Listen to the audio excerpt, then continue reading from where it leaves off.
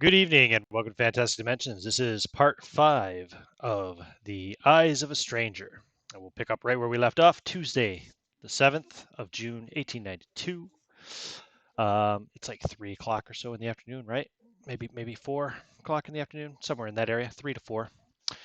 And you are all at the agency, 33 Golden Square. Mrs. Levi has arrived and is now setting about trying to prepare something for dinner and stuff and get things in order. Probably setting things up for breakfast the next day as well, so it'll be easy to do. Yeah. So what do you want to do?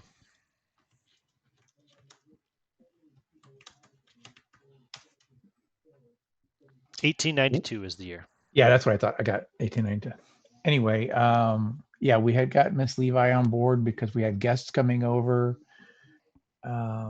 Westcott and the lady as well. Hold on, let me get my notes out. The two from the Golden Dawn. That would be Miss. Florence Farr. I got it. Give me a second. I have to decrypt my notes. Dr. William Wynne Westcott and then Florence Farr. That's correct. All right. So, what we could probably do, or what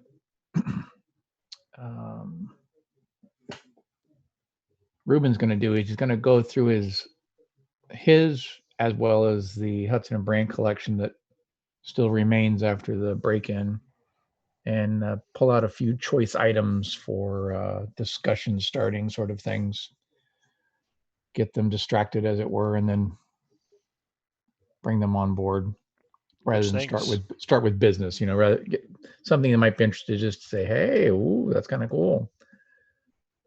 Sure. What would you like? I don't need to name the items. I was just saying I wanted to have a few items, maybe 3, something interesting. Okay. Would have brought the head out, but I've already used that one. Fair enough. Okay.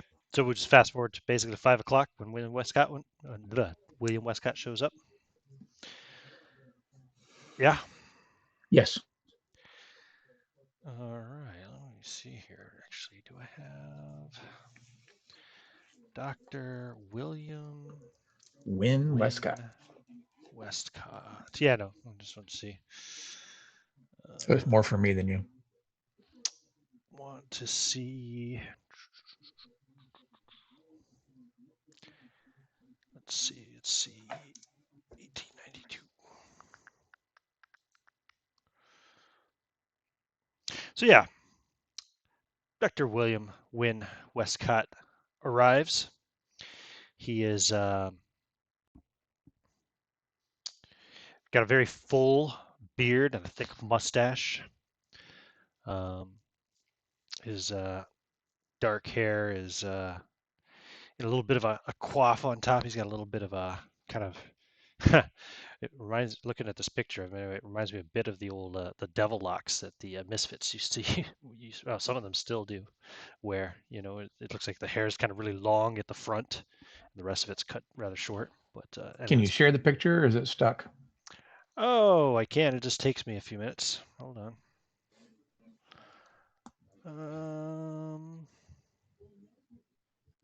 If it's a pain in the ass, don't worry about it. Save image. Hudson Brand. Yeah, Westcott, that works. Save. Now let's close that. Let's go to OBS, add image. Yeah, it's fine. Browse. Back to Hudson Brand folder that I just saved that in. And the image is called Westcott. There it is. Okay. Oh, gotcha. There he is. Dashing. Fits right in. You're hired, sir. Dr. William Wynne Westcott arrives. I presume you answer the door, Glenn?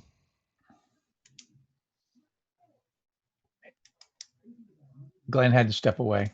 Oh, he did? Oh, jeez. Okay. Well, Glenn answers the door and in place of Markham and announces Dr. William Wynne Westcott. Come in, sir. Most He, of welcome. course, recognizes you, Reuben. Of course. And says, Mr. Brand Carmichael, a pleasure to make your acquaintance again. Dr. Westcott. Please come in. Yes, thank you. I He will comes immediately go over to him, extend my hand. Dr. Westcott, what a pleasure it is to meet you. I'm Spencer Tillman. Oh, He's Mr. Tillman. He's part of the Golden Dawn, right? Yes. Has he written books too, or something like that? He's the founder, I believe. Oh, is he? Is he the founder? One of 3 founders. Yeah. So what I can tell you about, let's see here, William Wynne Westcott. Yeah, he was a co-founder of the Golden Dawn.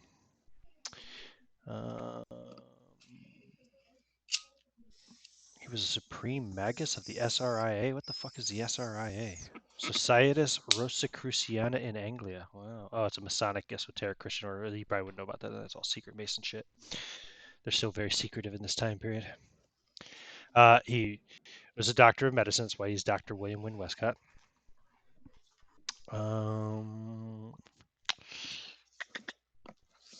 He's a known student of the Kabbalah.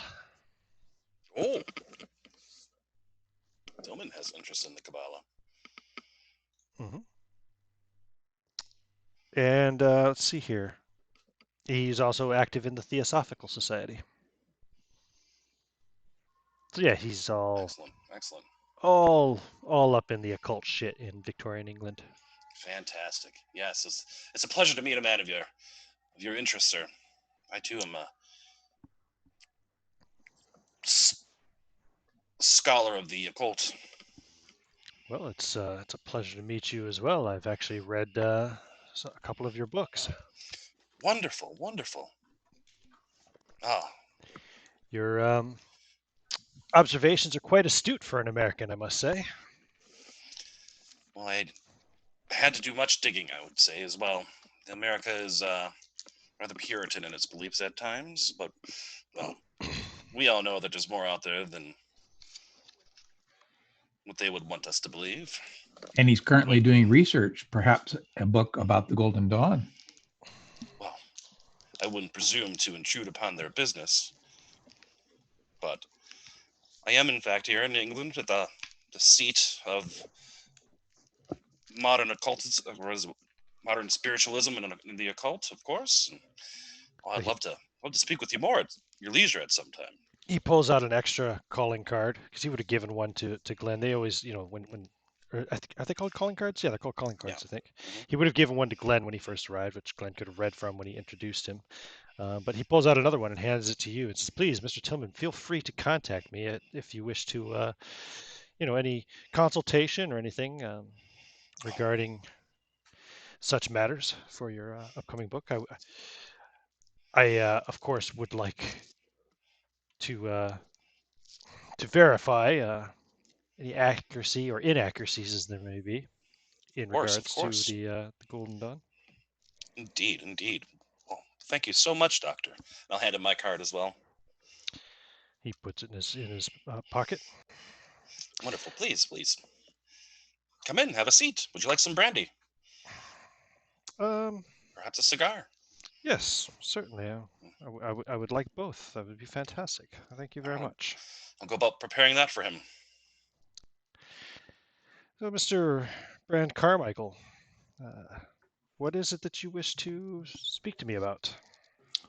Momentarily, I would also like to introduce my my new partner. Oh. James. Well, you wouldn't just call him Rupert James. James Rupert Chamberlain. Yep. Chamberlain. Yep. Chamberlain, sorry. Marked up and shake the guy's hand. Yeah, he shakes yours as well. So, Mr. Chamberlain, pleasure to make your acquaintance. Nice to meet you, teacher. Well, we've run into a bit of a situation. Will Miss Farr be joining us today? She will not. She was indisposed. Just as well. I don't know. Go saw ahead. the papers today. I understand your enterprise here has come under some form of attack. That is what it seems to be at this point. Not particularly sure if it's truly personal or that we fell into something. By all accounts, I think that while on vacation, we may have just fallen onto it, much like a nail onto a magnet, rather than going looking for it this time. Hmm. Which is the worst of it, because if we'd gone looking for it, we would have had an idea what we were looking for. Of course. Unfortunately, sometimes trouble finds us, does it not? Indeed. So I guess I can dispense with these. And he pushes the 3 items aside that he had laid on the table. He'll watch his eyes to see if the doctor was interested in any of the items. Hey, he's definitely like looking at them to see, oh, what are those? Oh, well, please. And he'll go through the process of discussing those 3 to sate his interest. All right, cool. Well, that'll take up a good probably half hour. Right. Smoking cigars and drinking brandy. And in the meantime, he's going to lay out a silken wrapped item that he will not unwrap until they're done. Okay. He, He's going to of let course, it build eyes it suspense. curiously, Indeed. but he doesn't spoil the surprise. He deigns to use a bit of what's the word?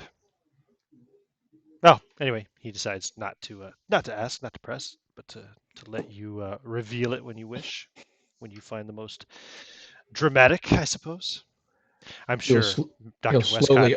being a founder of the Golden Dawn, is quite fond of drama as well. So, Of course, yeah, absolutely. I'm trying to play up to it as much as possible. mm-hmm. And be careful with the edges here, sir. And he's going to start unveiling it, and he's going to reveal the Tricorn Dagger there. Oh, this is a very peculiar design. One would say lethal. I would imagine a wound caused by such a blade would have, well, it would require attention to close.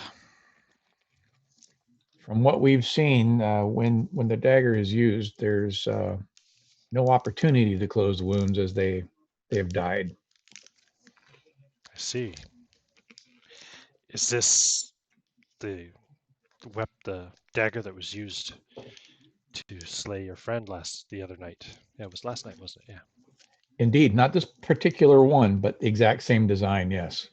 And in fact, he wasn't the only one that was killed with these daggers. And he's going to go into the long process of describing how we went on vacation, met the man on the train, had the blind guy who ended up being a dead guy, stabbed the people, and then again, blind guy, dead guy. The dead, huh? That's what the living dead, Mm-hmm. living to a point, as it were. This is very nefarious indeed. Yes, and again, if we had known, if we went looking for it, then we would have a point of which to recover and catch our wits. But at the moment, I'm pulling in all the cards that I can, laying them on the table to see what is what. If we can just gather any little bit of information. I have heard that there is black magic that can be used to control and reanimate the dead. I've never seen it myself, but well, I am far from a skeptic, you know.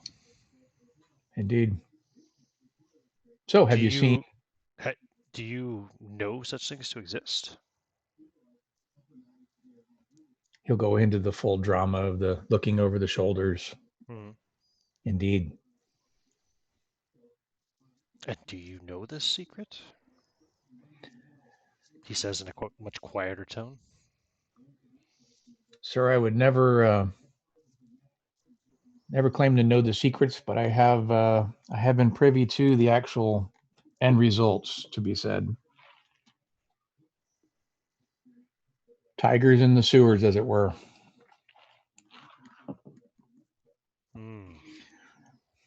We could we could straighten your hair with some of the stories of what we've had to deal with of late.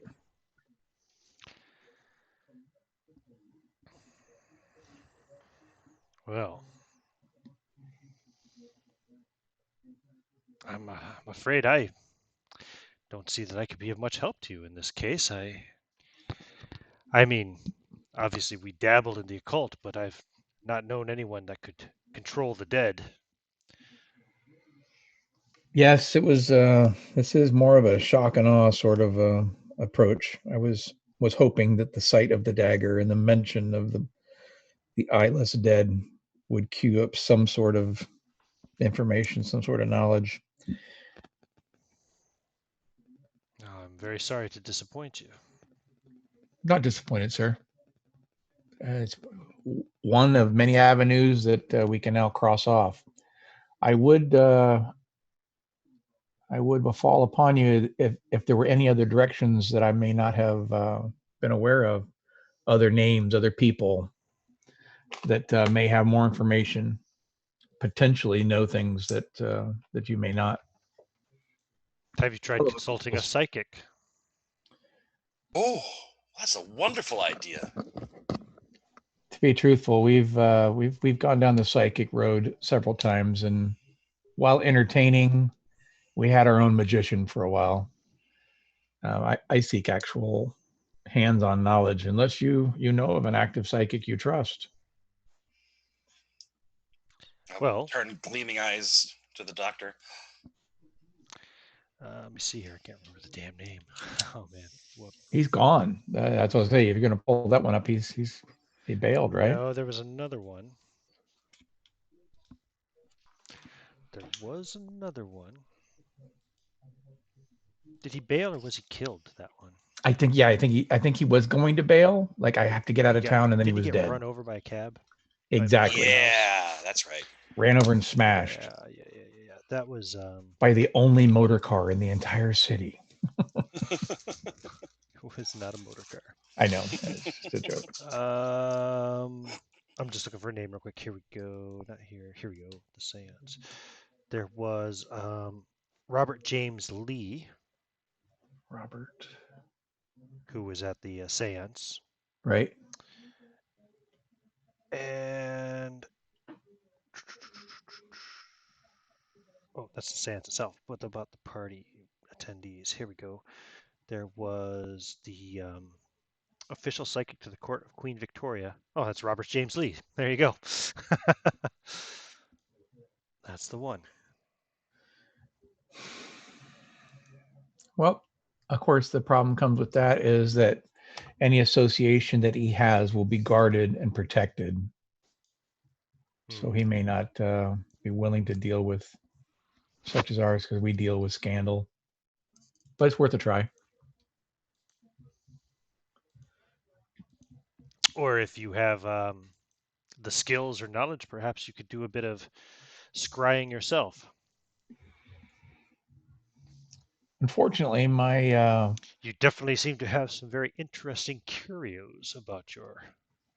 That is my specialty. Here. To be truthful, is finding and securing unique items of specifically of the occult nature from around the world.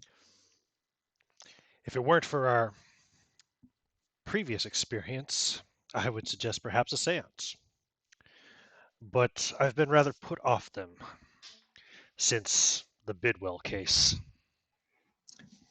He is going to go through a short breaking of the fingers and spitting on the floor, whatever it is that's the most obscure one he can think of, to see if the doctor catches on. What do you mean? There's all kinds of folk, little small rituals to break whenever you mention something that has bad luck. Okay, right. Yeah, you put your fingers together and break it and spit on the floor, or whatever the most obscure one he could think of. You want me to roll for my 80 for occult? No, you don't have to roll. Actually, go ahead and roll for me though, because I just stepped back outside for another smoke. Stand by. For whatever it is that you're looking for, I got a 31. Okay, yes, he does. He sees it and he repeats the gesture himself. He says, "Quite right. Right. Well, sir, as the Romans do. I'm getting my feet back under me now that we've moved in and trying to legitimize the business, as it were, perhaps we should address the Golden Dawn more of an official capacity in the near future. Well, I can't say that I am always available, but I will certainly, when available, always make time to assist you if I can in any way. Very good, sir. Well met. Will you stay for dinner? Obviously, stay for dinner because we invited him for dinner. Yes, that would be quite nice, actually. Okay, here's another one. Paul, go ahead and roll a percentile die for me.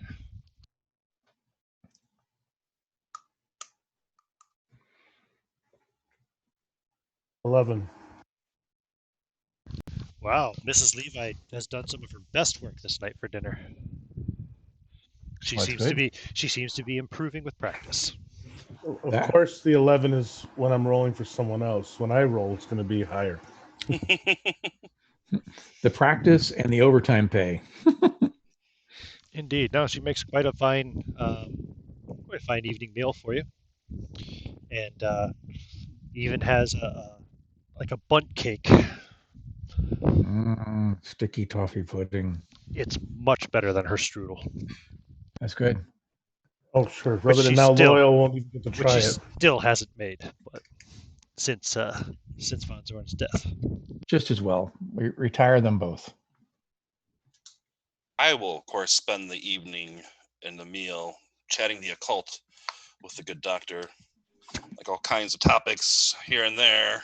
Oh yeah, absolutely, and you know he's I have very a good score in that. He's very knowledgeable on it as well, of course, and enjoys the As is conversation. Mr. Spencer, I do believe, or yeah. Oh yes. He actively engages in conversation with you about it. He's very enthusiastic. Excellent. I got a 75 in that, so I'm no slouch myself. Right. I think most of us are pretty high up on the food chain there. Oh, I have a question I want to ask him. Do you know anything about Robin Hood's Bower? Robin Hood's Bower. It's near. Oh, what's that place called? Henley on Thames. Henley on the Thames. I don't know how you pronounce that damn river. Henley on Thames, yeah. Henley on Thames. Oh, you're American. So. Right. And it's Henley on Thames. It's English, so it doesn't have to make phonetic sense to the way it's spelt. So yeah, it's Thames.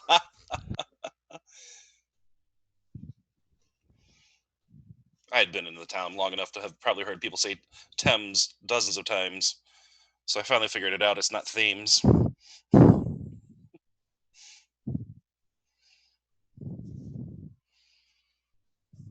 2 seconds. No worries.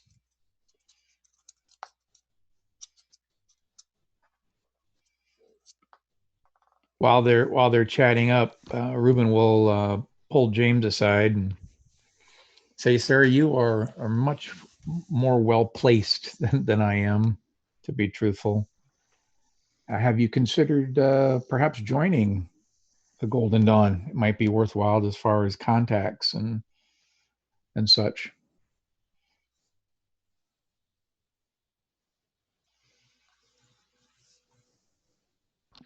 Mr. Chamberlain, you mean, yeah? Yes. Sorry, I was off away. Okay, so yes. Have you considered joining the Golden Dawn? You said, yeah. Very good. Breaking up on my end of the computer. I didn't hear. Reuben asked James if he had considered plying his position in society, which is much higher in status than Reuben, to perhaps seek out some further influential contacts, such as joining the Golden Dawn. Okay. Um, that might be interesting. Yeah, sure. Let's talk about it.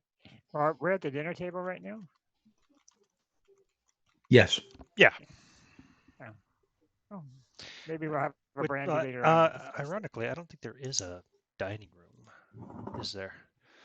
So you're probably just dining in the parlor. But yeah, I'm guessing. Yeah, you don't have a dining room, do you? No. With our Gatling gun. Yeah, that's right. I forgot about the Gatling gun. Thanks for reminding me. Yeah, he definitely would have looked at that, but it's not in his particular area of interest. But he just would have probably looked at it with amusement and interest, but not interest, but yeah, amusement and I mean, Jesus Christ, you got a fucking Gatling gun sitting in the parlor, so yeah. Mm-hmm. Doesn't everyone? Oh, don't mind that. That's for unwanted guests. His eyes kind of widened at that. Oh, I'm glad I was Just- invited. You never know when another mummy will show up. And he looks around the room. Oh, that's right ahead with the case notes. Like, ooh. And I look around as well. Yes, you were involved in that that case, the Night of the Jackals, as they called it. Indeed. Yet another I harrowing believe escape. that was the case that really brought your agency to the to a lot of fame locally. We did More get fame than it had before, anyway. a bit of fame rather than ill repute, as it were. Yes, Robin Hood's Bower is well, contrary to possible expectation, it's nowhere near Nottingham. It's actually south across the Thames from Henley. It's a pre-Christian enclosure. I believe it's about an acre in size, not far from the villages of Knoll Hill and Maidenhead Thicket. You could about an hour or two walk from Henley, depending on how fast you walk, how leisurely you walk, as it were. I see.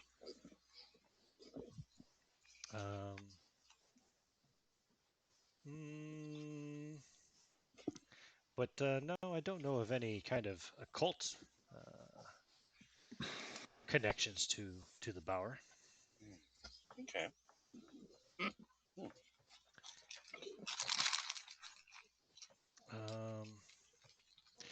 It does, yeah. There's a Neolithic enclosure there, but it's now farmed as an ordinary field, as far as I know. Neolithic enclosure, fascinating. Well, I'm not The much one for anthropology or archaeology, but We dealt with a at least Neolithic stone that led to, believe it or not, led to an encounter with the wee folk. oh, where was I this? say this without tongue in cheek. We speak openly. Yeah, he doesn't think you're joking. He says, "Where did this occur?" He lists both locations. Ah, okay. The first one was can't remember the name Planty exactly. Dyer? In Wales, right. and the second one was in Dartmoor. Yeah, of course, when Wales is mentioned, he goes, "Ah, of course, Wales." Fascinating. I've heard all the legends. I've never seen one of the little folk myself. You say you've encountered them in two different occasions. Indeed. In two very different parts of the kingdom. Well, maybe not very different, but yeah, definitely Cornwall and Wales. Somehow, I suspect that that while they're separated in mundane geography, that they are in fact connected within their own internal geographies, as it were. Yes, I've heard that the little people live beneath the ground, below the ground, use tunnels and such to travel. There was an encounter with some tunnels, but it ended up being a bit more of a snake monster than a wee person. And the wee people were not what you're thinking. There was no frivolity. There was no charming nature. They were far more devilish than anything. They're kind of Maybe they reptilian used- themselves. A bit as well, if I recall correctly. Remember, there was somebody went into the. It had to have been Von Zorn. Yep, he went into the damn Somebody hole. went into the tunnels. Yeah, there was like a reptile house smell to it. Mm-hmm. The hole that was big enough to like push a horse through, and he's like, "Of course, I'm going to go into the hole." Well, Shocking that he did not die sooner.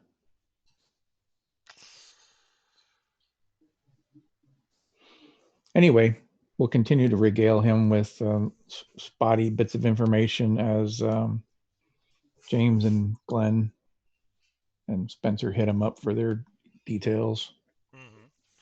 Okay. Yep. Basically, what you're getting from him is basically he doesn't seem to actually know anything about what's going on. Sure. You know, in your I'm current thinking he's predicament, probably but he's probably more useful at this point as a point of reference and contact for future. absolutely.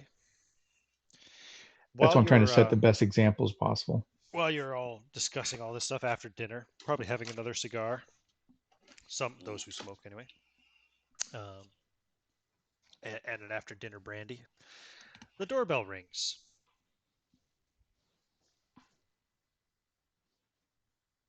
I guess I will get up and go do this. Miss Levi's cleaning up in the kitchen, so yeah.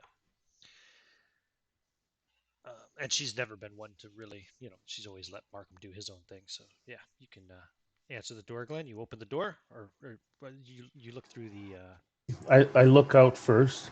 the spy hole, peephole. Yeah. You don't see anybody. I look down a little lower. Is it possible? Yeah, you don't see anybody. I go to the window. Okay. I believe there's a window up. Yeah, Close. there's a window real close to the door. Yeah, right. Or relatively close to the door if you look at the. Mr. Gray, is there a problem?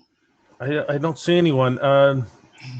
And whose room is the one right next to here? That would be Ruben's room, I believe. Oh yeah, Mr. Brand. Yeah. Do you mind if I go into your room for a moment? I just want to check out the window Of course.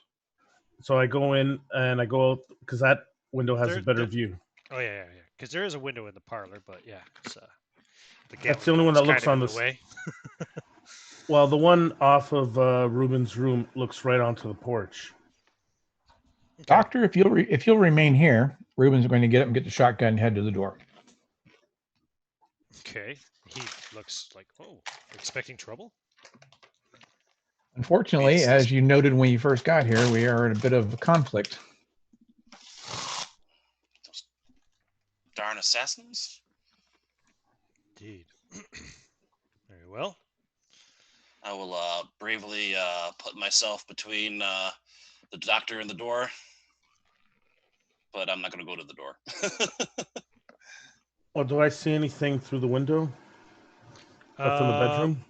Yes, there is something sitting on the doorstep in front of the door. I'll call it. There's a package. Yeah. Ruben's going to open the door, shotgun first, and head directly towards the street to see if there is a unmarked black carriage. Oh, let's see. That's a good question. I should have pulled dice out a while ago, but I will grab them now. And if there's going to be our noted police presence.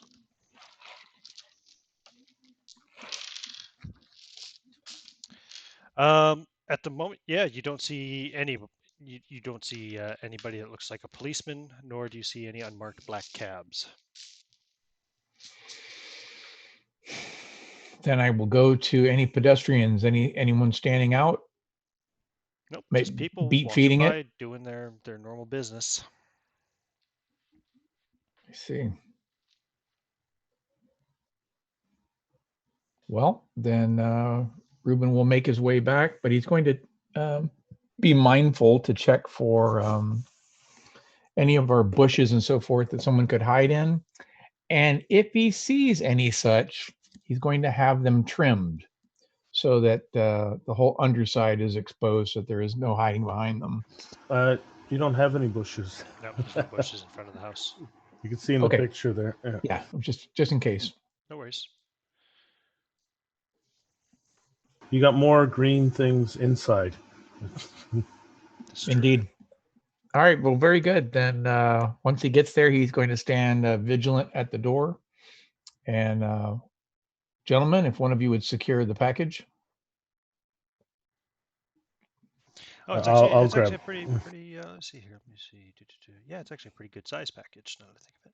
Now that I'm looking at it. All right, I guess I'll go put the gun down and I'll pick it up. It's heavy. Feels like it's like a box of books or something.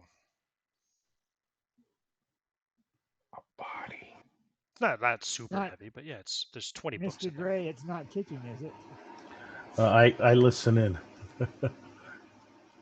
Sorry, I Rob, listen to. could you get your mic a little closer? He asked if it was ticking. I'm gonna put it up Okay. against my ear and listen.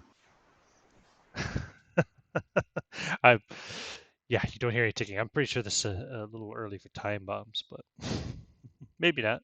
Maybe not. You don't hear any sound from inside. Do I smell anything off? Any chemicals or? Nope. Okay, then I'll put it down on a table. Okay. Yeah, the plates have all been cleared and stuff now, so. Does it appear to be a standard box that may have contents or multiple things that's wrapped up in the wrapping? No, it's a big box. Well, you know, when I say big box, it's bigger than a bread box.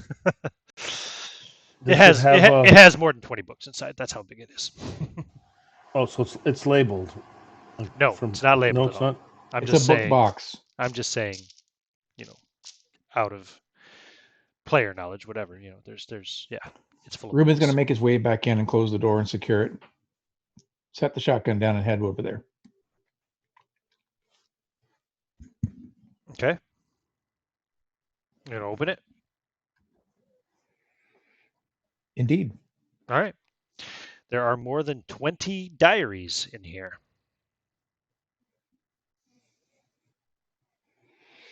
Is there any sort of note on the top? There's a note inside. Well, It says, Mr. Brand Carmichael, I apologize for the need for discretion, but I thought perhaps you may find something useful in these. I see.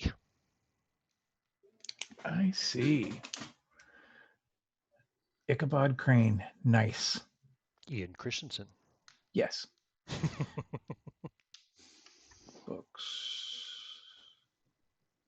20 diaries. Okay. Well, start laying them out as he would always do. Yep, they're annual diaries. So We'll basically, lay them out like each one is for a year. So lay them all out in sequence. Okay. He's going to freak them out and note before we start turning pages, be careful because sometimes the pages can be poisoned. Just so he has the first look. Okay, fair enough. Yeah. I suppose Mr. Westcott kind of leans back a bit at that.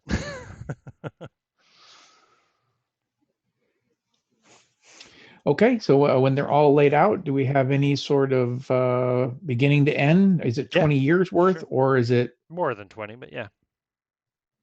Okay, and he's going to use a letter opener or whatever. He's going to flip one over and check to see if we have the titling name and so forth. These are the annual diaries, the yearly diaries of Horatio Cartwright. Interesting. can probably assume that these were taken out of the Cartwright home on Mortlake. Right. Right. I got my notes from that. Let me go back. Nobody Ratio is Cartwright taking, at 2 Church Street, Mortlake. Correct. Which if is where you... nobody's taking Sorry, the go ahead. last one. Yeah, Go Rob. ahead. When it's, just if nobody has grabbed the last one, James will go over and pick it up and open it up and start reading, coming through it. Let me see.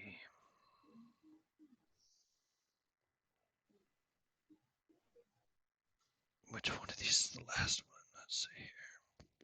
Doctor, this is just another in a long string of weirdness that happens here. Feel free Yeah, to all the interesting up- stuff does seem to pick up happen a book this one. and thumb through if you like. Oh. If you're sure it's safe, he says. Well, you can smell the bindings, and he'll smell it to see if it has any acrid odors or any such, and they'll usually be discolored where the fingerprints are, Yeah. or the fingers. Not Okay. fingerprints, but So he where picks the up one of hands the middle touch. books, just looking through it. But Rob picked up the last one.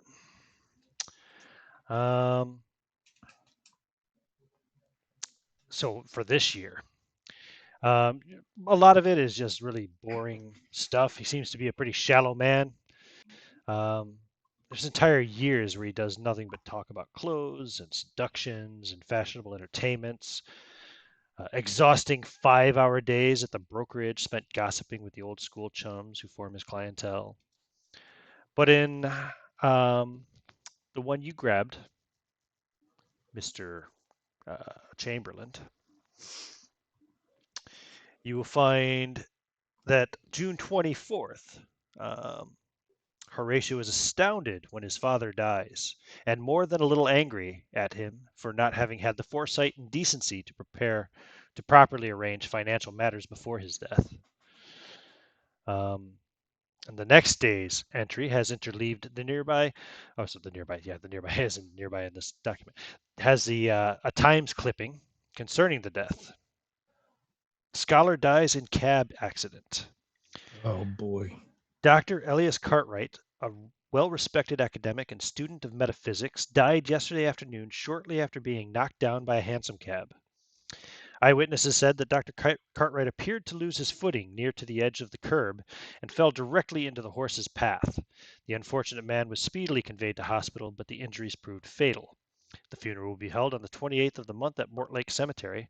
Dr. Cartwright was a fellow of Magdalen College, Oxford, and an ex-professor of medieval studies. Only 67, he was considered to still have much great work to come. He leaves a son. Then the next interesting entry comes on the day of the funeral, the 28th. After the ceremony, Horatio returns to Mortlake House to inventory his father's vast array of possessions. To his surprise, Horatio finds a package addressed to himself from his father. It contains a letter of instruction and explanation, a small package marked for use at the Black Lion Hotel, Truro, and a letter addressed to J. Oldacre, Esquire. The letter to Horatio has been placed in the diary, and it says, "My dear son Horatio, be assured that despite the appearance of parts of this note, I am still of sound mind and good judgment. By the time you read this, I will be dead.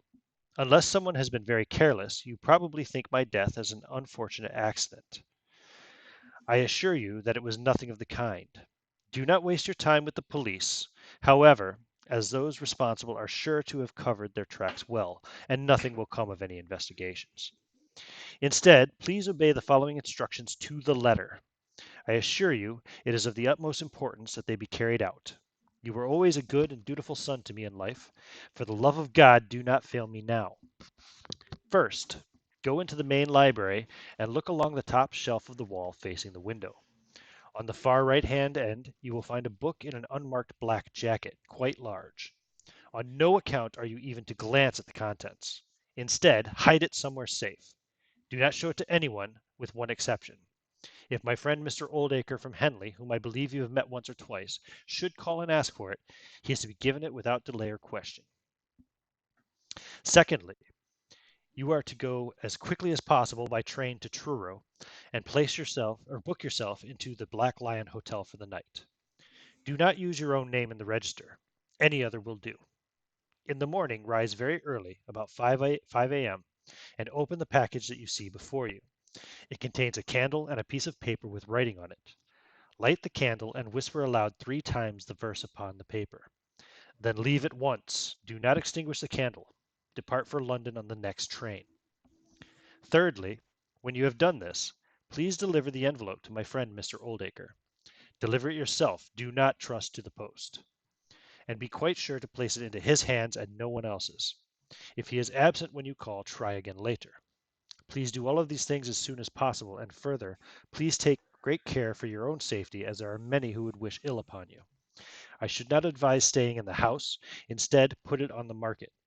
You may well find it much easier to sell than the estate agents expect. I implore you once more, do not disappoint me at the last. Your loving father, Elias. Then, the following 2 days, Friday the 20th and Saturday the 29th, see Horatio in an agony of confusion, indecision, embarrassment, and guilt. Doubts about his father's state of mind and apparently ludicrous nature of the instructions are mixed with genuine worry. 2 days before the funeral and in need of quick cash, he had taken the most valuable-looking books from the library to a bookseller in London's Seven Dials, whom he knew to be one that his father had used. The man was very interested in acquiring the volume mentioned in his father's note. So much so, in fact, that Horatio became suspicious and left without the sale that the man had sought. Abraham Hengst, Abraham Hengst is the only bookseller in Seven Dials. I believe you've already Yep. met him, right? Yes.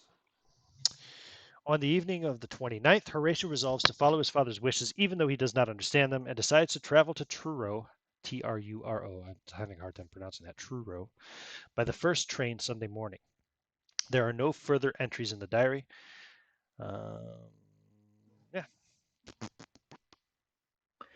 I was writing down as furiously as I could. When you got to on the top shelf, the book, what was the location that this bookcase would be? Which house was it in? Well, this is in Mortlake. This is the main library in their house. Okay, I was just making sure. Yep. Okay, so that was 2 Church Street, Mortlake. It appears as though he was requested to perform some sort of ritual. Where was it to take place? At the Black Lion Hotel in Truro. Truro. Was that on the way to Henley or? That is a good question. Let me look. While you're doing that, the house that so much stuff's filling my brain. The house that we saw the hearse leaving with what was noted as a big book, was that 2 Church Street, Mortlake?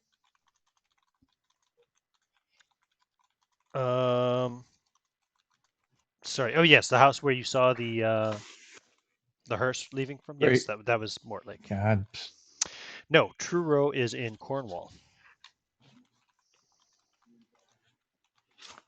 So the Black Lion Hotel's in Cornwall?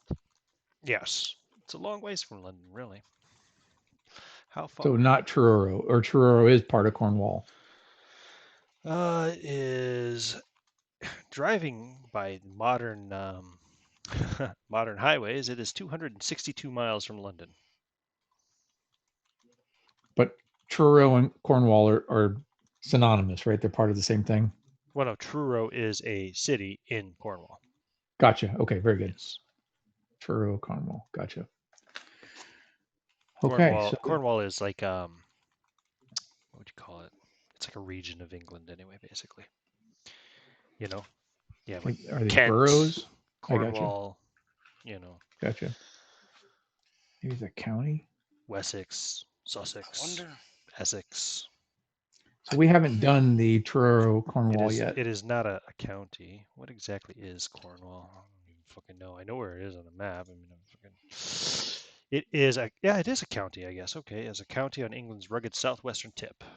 Forms a peninsula encompassing wild moorlands and hundreds of sandy beaches. It's also where Dartmoor is. I wonder. I don't. The letter does not mention anything about destroying the piece of paper that he was supposed to read these items from, just to read the words and then leave immediately with the candle burning. I wonder if perhaps he left that paper behind and it might be a clue. Maybe the staff of the hotel has it for some reason. I don't know why they would not just destroy it and throw it away after their lodger left. I don't know, but perhaps. Mr. Westcott says, yes, yes. See, this is why you're so good at what you do, Mr. Tillman. You have a very good, inquisitive and analytical mind. Oh, you flatter me, sir. Thank you. And I preen a little bit. Pushes his feathers out of the way. Well, we can't do what's everything on this list because we'll never find that book. He's going to note that just to entice the good doctor and let him in on a little bit of information that we indeed were checking that out on another clue and saw a book of some note of size being stolen, and come to find out that the hearse involved was actually stolen as well. So the plot thickens. And this Horatio Cartwright is the very same gentleman you encountered in the train to Henley? Indeed. The one who was murdered by one of these same men who murdered one of your colleagues and attacked Mr. Tillman. Right. So it appears that there's a curse involved, and that in some manner this candle in 3 verses and leaving is in some way to either draw the curse to the candle or break the curse in some manner. Perhaps that was the same spot where the curse was engaged, and by doing so, it stops the curse. Interesting. Or we certainly fell into it on this one. Well, I would be happy to go and visit this Truro in Cornwall to see if I can't find any remains of that said ritual. Yeah, I suspect we should all go. By all, I didn't mean to include you, Doctor, unless of course you wanted to travel with. I wish that I could, but I have many responsibilities I must tend to here. I am very interested, though, in how this all resolves. Indeed. So what you read off was the very last pages of that book.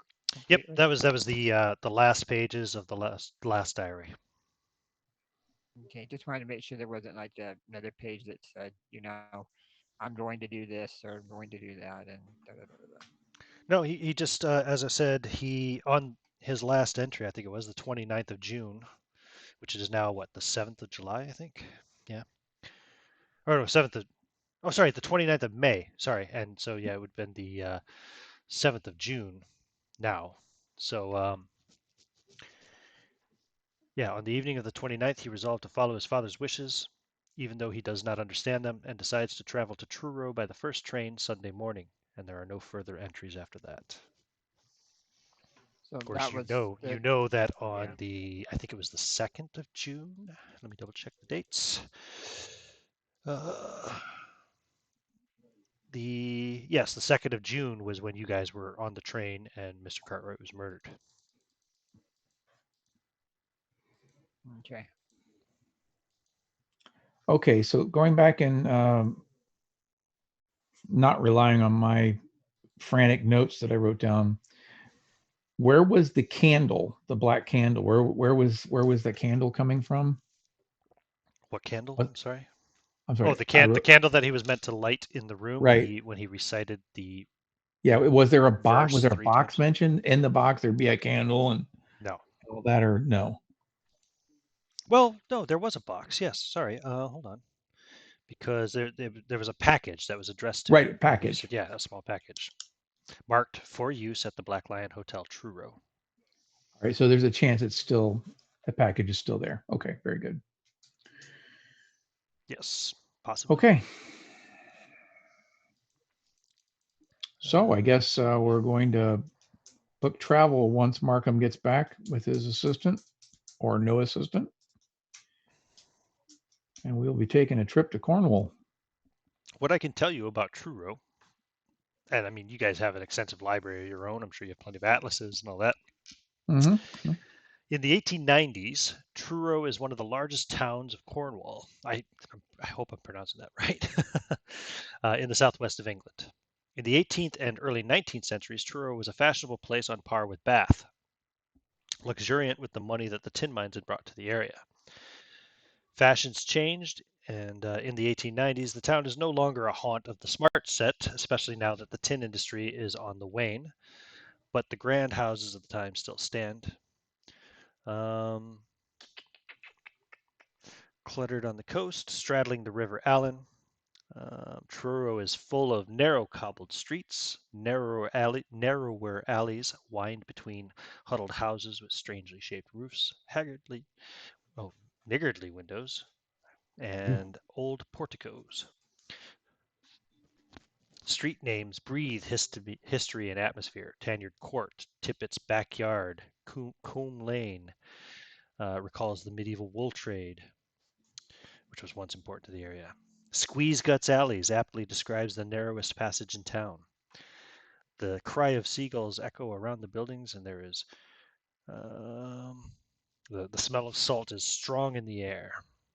This is all stuff that you'd get basically from like an atlas or an almanac kind of thing, Sure.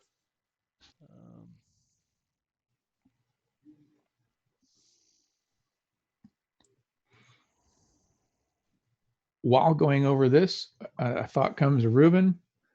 The people that were stabbed with these tricorn knives. Yeah.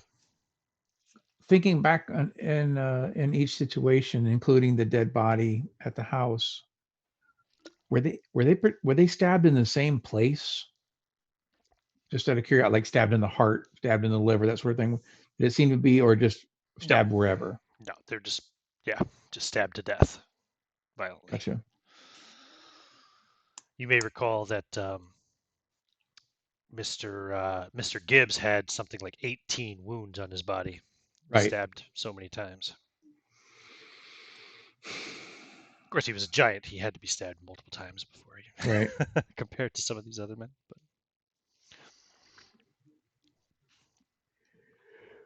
well, then, gentlemen, he's going to raise a glass to Cornwall. Well, please let me know when you get back to London how things have gone. Indeed, sir. We should consider making this a regular thing. Yeah. We can compare notes and regale each other with our adventures. Mr. Tillman, if you would contact me as well once things calm down for you here in London, I'd be very much interested in discussing the occult further with you. Of course, Doctor, I would like nothing more. Oh. Very well. Well, gentlemen, I do wish you luck, and I will excuse myself now. It seems that you have much to prepare for. Thank you for your hospitality, and I shall return the favor for you sometime when you return to London. I'll see him to the door and look around, make sure there's no nefarious characters out there. Wait till he gets in the cab and is on his way. Yep. It's not some you don't see any unmarked cabs. You do now. You see a policeman, kind of not very discreetly, kind of watching the place, kind of from kitty corner. And Doctor, from this point forward, always be wary of the cabs you get into. If they are unmarked, then ensure to check it before you get in. Indeed. Well, after the stories that you've shared, I will certainly do so. Good evening, sir.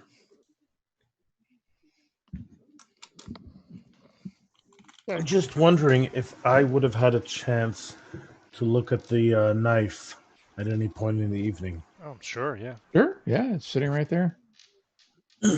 Like examining it, the weight of it, see if I can identify the material just at a quick glance at it. Let me go back to these knives.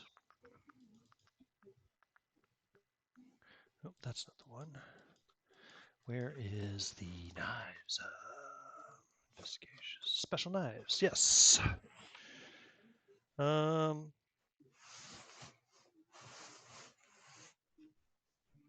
Yeah, the looks. Yeah, because you know a lot about Engineering, physics, engineering and all that. Yeah, chemistry. so Yeah. looks like it's probably a Chinese design. It's a tapering triangular iron blade, about 7 inches long. The 3 cutting edges are very sharp, and the tip is needle sharp.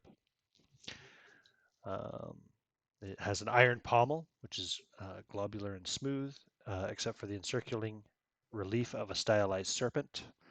The guard is plain and circular. The hilt is of fine copper wire wrapped over an iron tang. Weighs about 2 pounds. The metal, let's see here.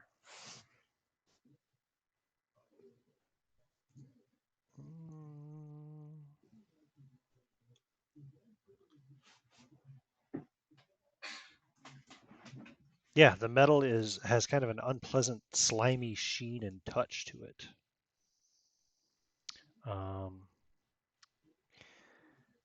Even if you were to wash it, wrap it in an absorbent cloth, anything of that sort, the slimy feeling still persists and cannot seem to be expunged, even by acid baths and other drastic measures. There you go.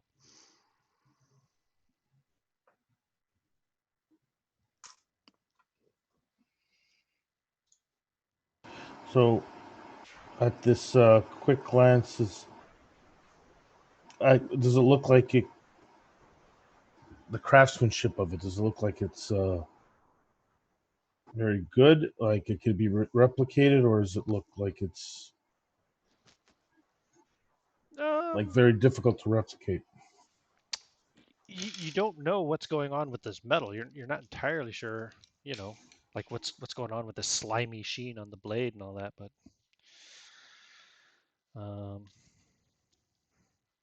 so could you duplicate it perfectly?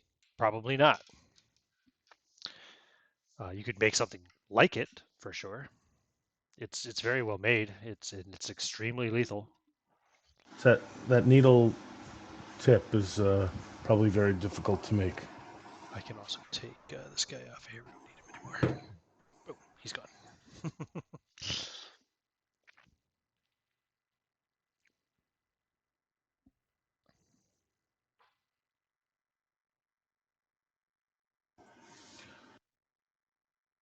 At some point, I would ask Ruben if have you ever been able to identify the coating of the blade? No, we haven't been able to do any more with it other than it's just an encrypted blade from some exotic locale.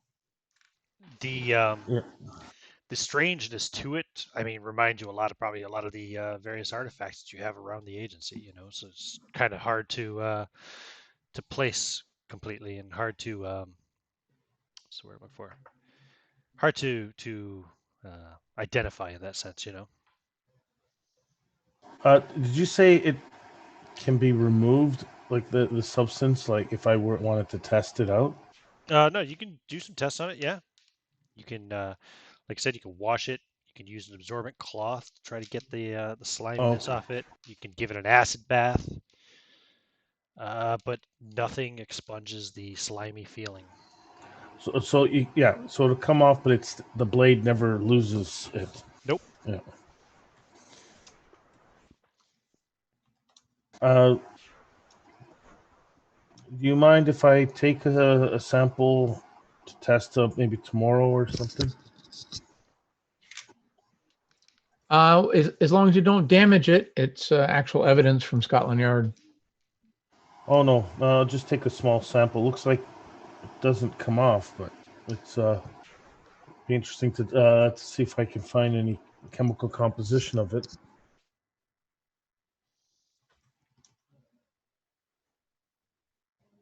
Very good. So, John, I have a question, out of character question. Did Yeah. Ruben come back and tell us when he met No and what No had said? Oh yeah. He would have shared any pertinent.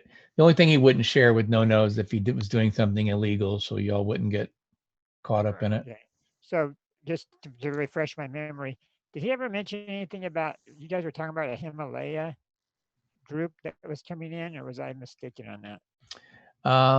They are No is Chocho from the Himalayas, but the one that's coming in encroaching is Fu Manchu's group from China.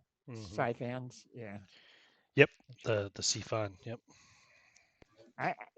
You haven't shown the knife to No though, correct?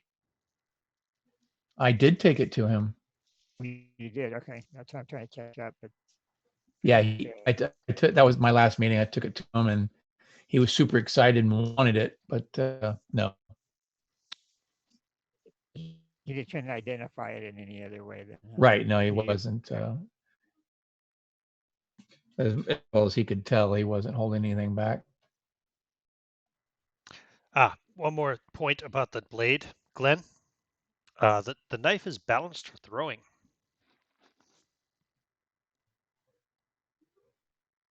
I'll Right, even though it was a stabbing, people have been stabbed to death. It's a throwing knife. Yeah, I mean, and the whole sliminess of it. You think like wielding it for, like a normal, wielding a normal knife, for very long would be probably pretty tiring. The trying to grip it and all that. With the sliminess of it.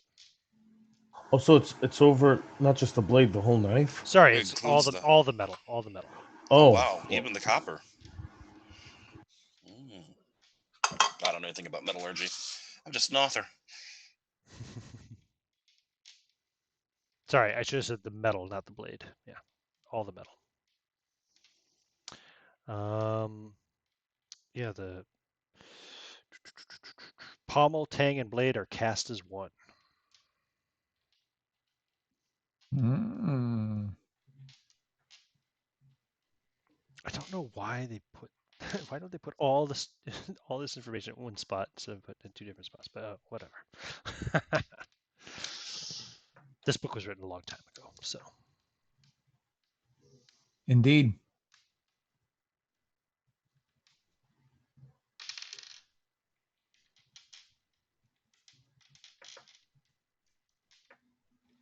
I suppose. See.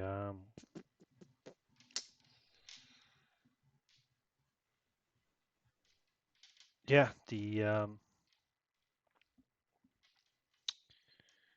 so obviously it's intended for thrusting because of the way it tapers to that needle sharp point. It's not like a slashing blade or a chopping blade or anything of that sort. It doesn't seem like, looking at it, I mean, it looks like it's new, of almost new manufacture. It doesn't look like an old item or anything.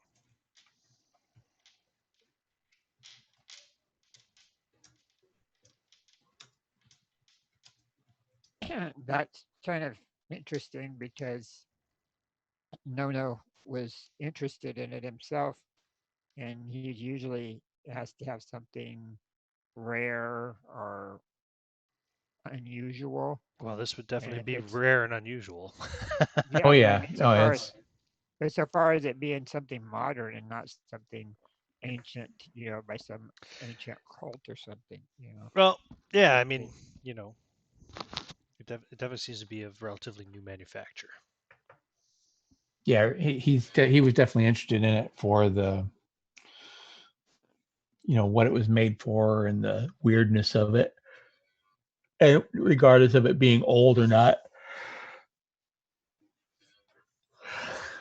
I'm sure if it had if the same exact knife had been an old one, it would just improve his desirability.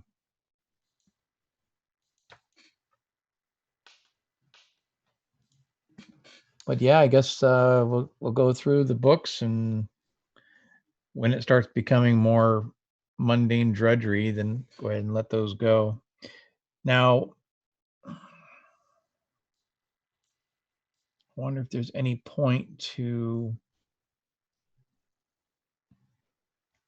I guess he'll pursue it just to get it out of his head. He's going to pull up a couple dates, unusual things that happened in the UK, and pull up those dates and see if the dates have any reflection on his diary. So if something super weird, like, I don't know, 13 ghosts attacked a village or whatever, if it was noted in his thing, if he had any kind of occult notings for specific dates, and if he doesn't, then there's really no point in digging too much further. Oh, you mean in his diaries? No. Yeah. No, really not. Okay. Well, then we'll wait on Markham then, I guess, and take a trip to Truro. It's evening today, right now, right? We had dinner with a Right. yeah. Okay, so I have this thing about, I don't know if James would be good at it or not, but some library work. Look up a Himalayans and Himalayan cults. I don't know. I just have this feeling. Well, I will Not be happy to necessarily. assist if any of the tomes are actually written in a Himalayan dialect. Yeah. So what time is everybody supposed to leave tomorrow? Oh, we're going to wait on Markham first. I would imagine we'd make arrangements. Take the train. So afternoon or prior? Let's see here. So that's modern train times, is it? Did we ever determine like trains? Are they much faster now than they were in the 1890s? I suppose they are. Yeah. I don't know that they're that much faster per se, because they didn't have as much traffic, to deal with. I would imagine they're pretty similar. I mean, the trains were pretty efficient. That's why they were used. They're still used around the world now. The older Just ones, found they're an still in article. How use. fast would trains travel in Victorian England? Okay. I think they can get Regular up to something scheduled like 50 services. or 60 miles an hour, depending on the length of the Regular track. scheduled services from London to Edinburgh averaged only just over 40 miles an hour in 1888, but Yeah, you got to like figure. a train could reach 80 miles an hour in a straight line on a well-maintained track, but Yeah, even in U.S., you get anywhere near a city, and they're only doing 35, 40 anyway. So I'm not thinking. I'm just trying to think. Obviously, okay, yeah, they would have. There were major improvements to speed, both by improving the locomotives, with the arrival of compound engines in particular, and track improvements in 1888, continuing well beyond the end of the Victorian era. During the 1890s, there were a series of races where the three railways that had routes between London and Edinburgh competed to offer the fastest service. By 1895, a 10-hour journey had been lowered to 8. Well, it's not 1895 yet, so. But those are involving races, so. So let's look at this. Victorian trains versus modern trains. Whoa. A new study based on journey times listed in the editions of Bradshaw's Railway Tables between 1895 and 1910 shows that some modern journeys are longer than those made a century ago. So there you go. So I'm just going to say train time is about the same. So it's going to be close to it's going to be around a 5 to 6 hour train ride to Truro. Alrighty. And let me see. Yeah. So yeah, if you leave in the afternoon, you're going to arrive in the evening. I'm sorry, if you leave in the afternoon, you're going to arrive at night. But yeah. Right. So if we catch a midday train, we'll get there in the evening. I would arrange for a private car for us. I have the funds. Oh, yeah. You could definitely do that. Nice first-class car. Mm-hmm. So you won't have to sit among the unwashed masses. Mm.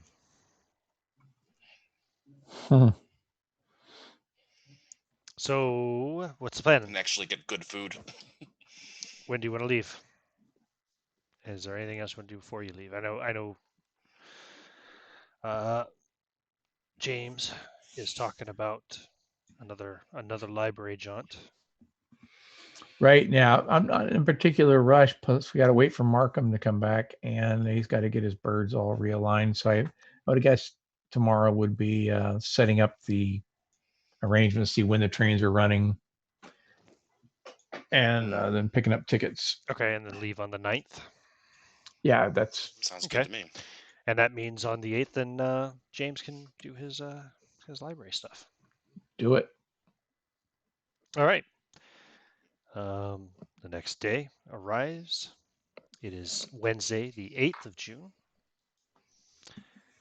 And yeah, you head to the library nice and early, James, or?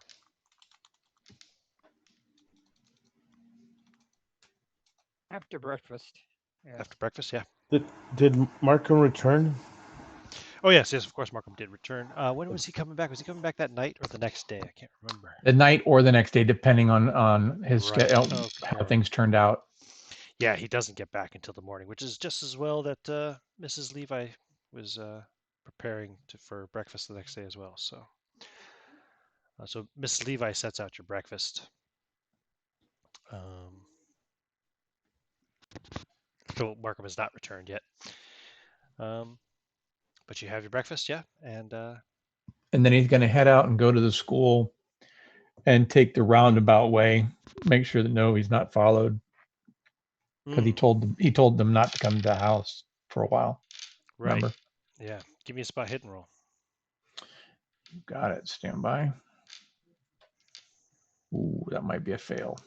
48. Hold Are on. you using Stafford or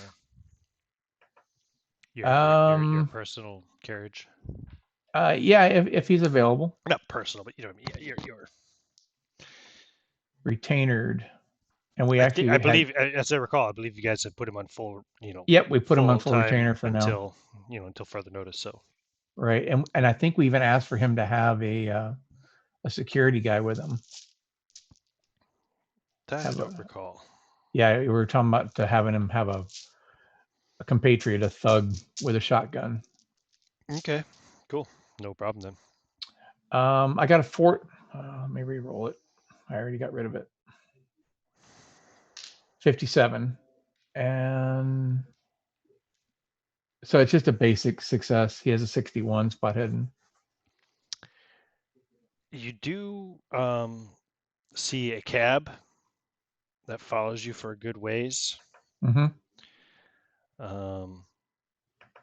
And as you're kind of watching it, then you see it pull off to the side and let someone off, and you're pulling away from it.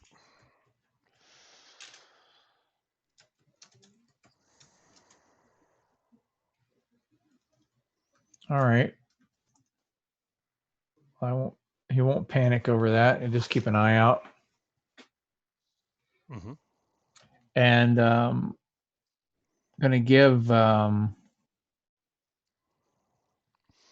man a sort of a cryptic path to take. So do like a figure 8, and he'll get out a block or two away from the school, and in amongst a bunch of other people, best he can, other cabs and so forth, as much confusion as possible, and duck and weave his way in, and then see if he's followed first, and then make his way to the school. You don't seem to be being followed. Very good. Well, he'll make his way to the school and deal with the morning. Spot hidden roll. Stand by. A 63, so I would need to pay 2 to succeed. So a basic success it is, paying 2. Okay. As you are walking up to the school, your heart sinks as you see an unmarked black cab parked in front of the school. The driver is looking in your direction, and as you kind of freeze for a moment, just a moment, he then whips the horses and pulls away.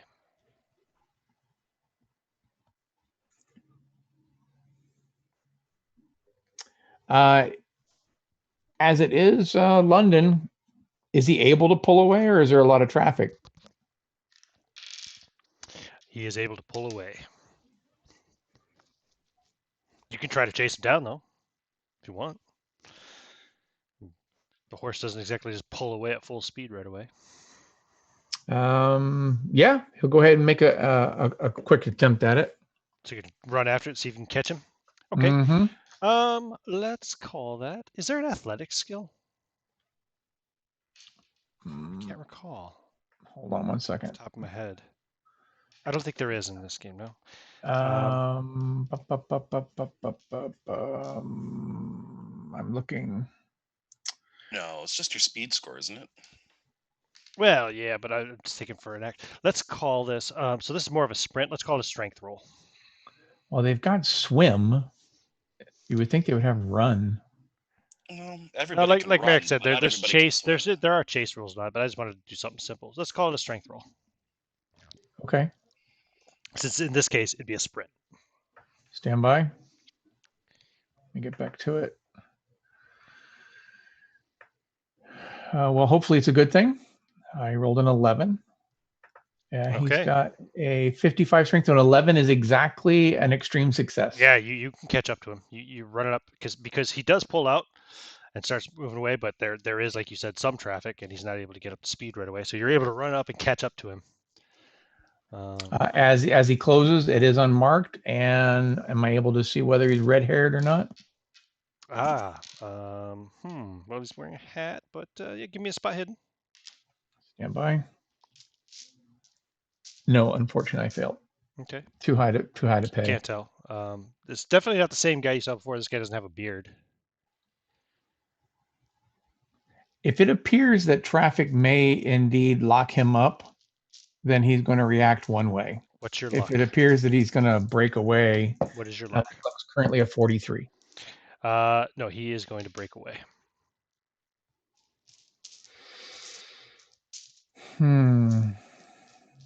Weighing the option to just shoot him. Just murder a cab driver in the streets of London, right outside your school. Yeah, he's going to pass. Okay. Did the guy notice that he was on his ass by any way? Oh yeah, let me see if he's noticed yet. He has not. He has not looked back. He just assumed he was getting away, I suppose. You could try to, like I said, you can catch the cab. You could try to jump up there and grab the guy or something. Or... Yeah, that's what he was thinking about doing. But if it was a breakaway, I didn't want him to tear off doing it, breakneck speed. As if it was going to be, if he was going to hit an intersection. Like I said, I mean, obviously, by the time you catch him, he's not going any faster than you can sprint. So, yeah. What do you want to do?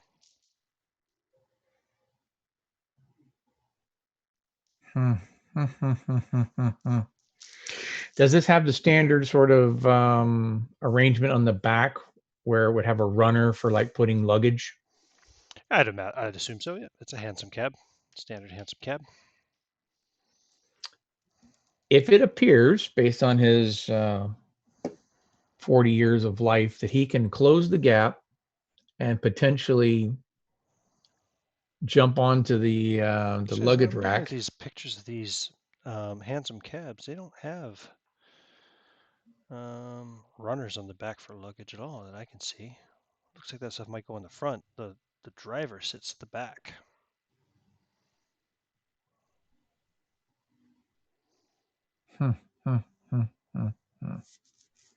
I see. Like, okay, here's one with a person in it. So, yeah, it looks like there's this, like where the person sits, they sit right at the front, basically, and the cab driver sits at the back behind the cab portion.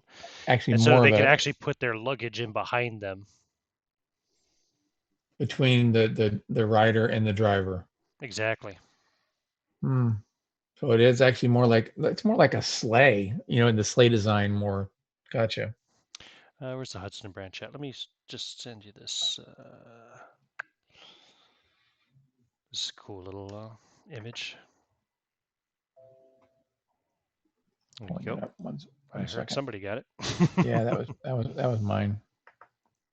I still haven't been able to turn that off.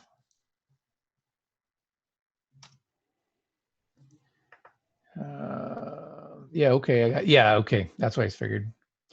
Yeah, typically that's the general gist. You see right underneath where the driver is. Mhm. That's what I was thinking. But if he's in the back there, that's kind of self-defeating, isn't it? Well, yeah, those are the steps for him to get up into the thing, I think. Yeah.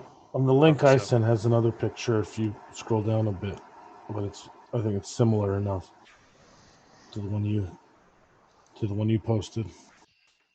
Yeah, other than jumping up and like stabbing him or pulling him off the cab and crippling him or something like that, I think my options are limited if he's able to pull away. All right, so you let him go. I'm going to have to let him go. He's gone. Damn it. Means they're watching the school. There's nothing I can do. It means they know about the school, yeah. Yeah, well, of course they know the school. Everybody knows about the school. But Well, they know, obviously, they must know about your connection to the school, I mean. Exactly. So with that in mind,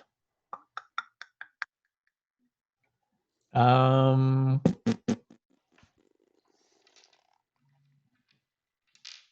can't go to the school. Damn it. Okay. All right. I imagine around this time Stafford will be pulling back around because I imagine you told him to park somewhere. Yeah. So. Yep. Get I'm going to go to the police station then. Okay. I'm going to report that the cab was there and that the big burly cab did not respond to my hails. I chased him down. He ran off, and now I fear for the children's life. So, by the way, did you ever figure out who IC was?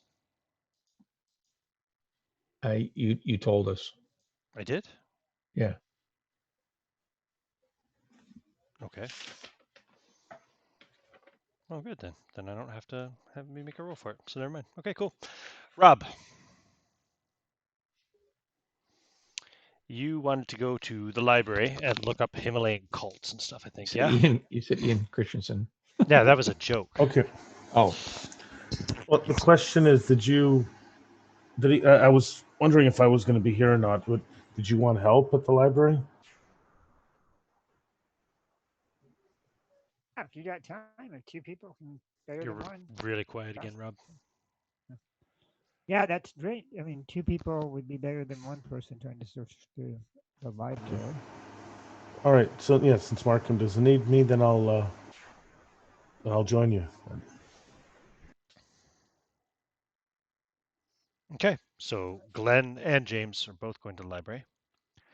Well, okay, we're at the library. That's fine. So I was going to prepare myself to bite off a knife or a. Yeah, I was gonna say. Well, you'll have to catch a cab. So. Yeah. Mm-hmm. So I'm going to take off my jacket and put my pistol in my hand and wrap the jacket over top of it like it's too hot to wear. So I'm carrying it that way. Fair enough. Just in case a knife guy comes out. Mm-hmm. And I'll make sure that Glenn knows what I'm doing, where he won't freak out if he sees it. Quite all right. Okay.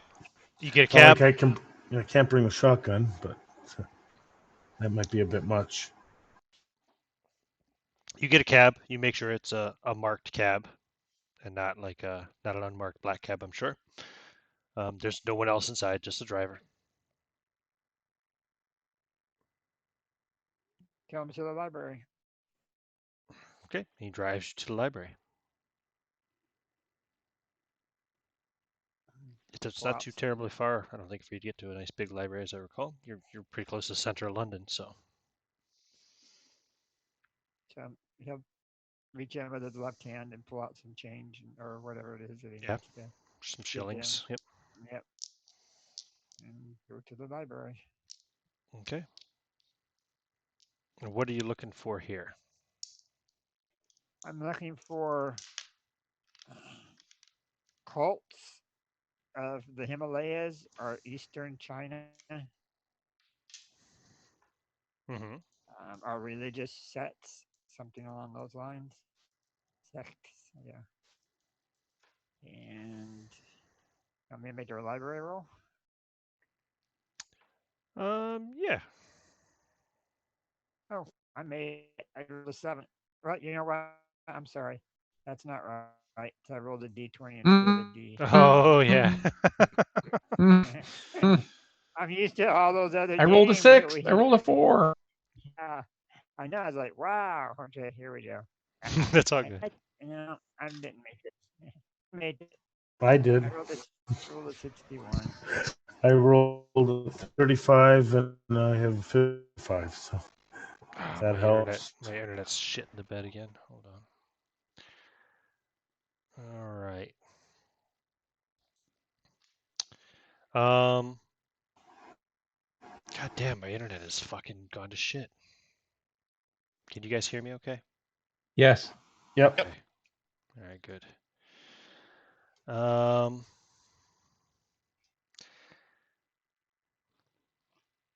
so yeah, you'll find all kinds of information on various cults in the Himalayas there, Glenn.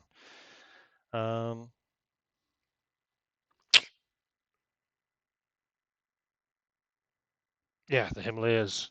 Nepal is renowned for the snow-capped Himalayas and their sacred status as the abode of the gods.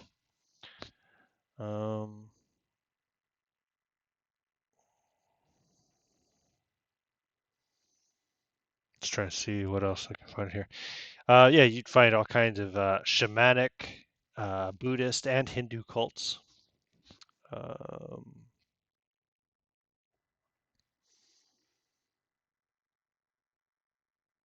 Plenty of stuff to read about. Things that keep you busy all day long, probably for days, really. But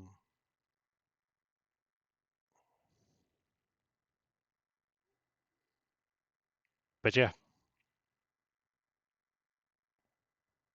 as far as like what you find, I mean, aside from like reading you a book about Himalayan cults, I don't know what else to tell you. Is there anything about knives in there? Yeah, there'd be some different stuff, yeah, about different pictures or something? Yeah, I'm I'll sure ask that Glenn there'd if be he's some. found anything like that. Nothing at all like the blades you've seen.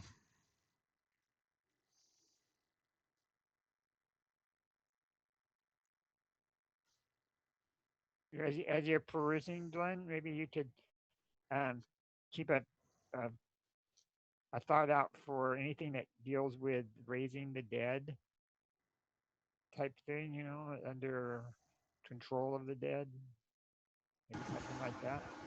Sure, I can keep an eye out for that. Okay.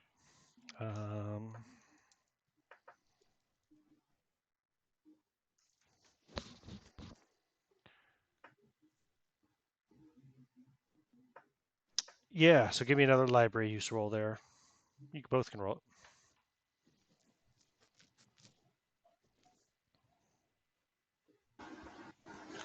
I'm beginning to not believe a lot of this. I'm helping him, but I'm not finding much because don't really know where to look for it. You rolled poorly. Got it. How did you roll, Rob? Oh, I rolled a 6 on a D100, so All I did right. real well. Yeah, you find legends of the Jiangshi, also known as hopping vampires or hopping zombies, a type of reanimated corpse in Chinese legends and folklore. It is known as the Phi Dip Chin in Thai, Hantu Pokong in Malay, the Vampire Sina in Indonesia. They're typically depicted as stiff corpse dressed in official garments from the is it Qing Dynasty? King Dynasty? I can't remember how to pronounce that. Qing? King? Qing? I think it's Qing Dynasty. They kill living creatures to absorb their life force, usually at night. During the day, they rest in coffins or hide in dark places, such as caves. Their appearance can range from unremarkable, like as in the case of a recently deceased person, to absolutely horrifying, rotting flesh, rigor mortis, corpses that have been in a state of decay for a long period. It's believed that they are so stiff they cannot bend their limbs and body, so they have to move around by hopping while keeping their arms stretched out for mobility.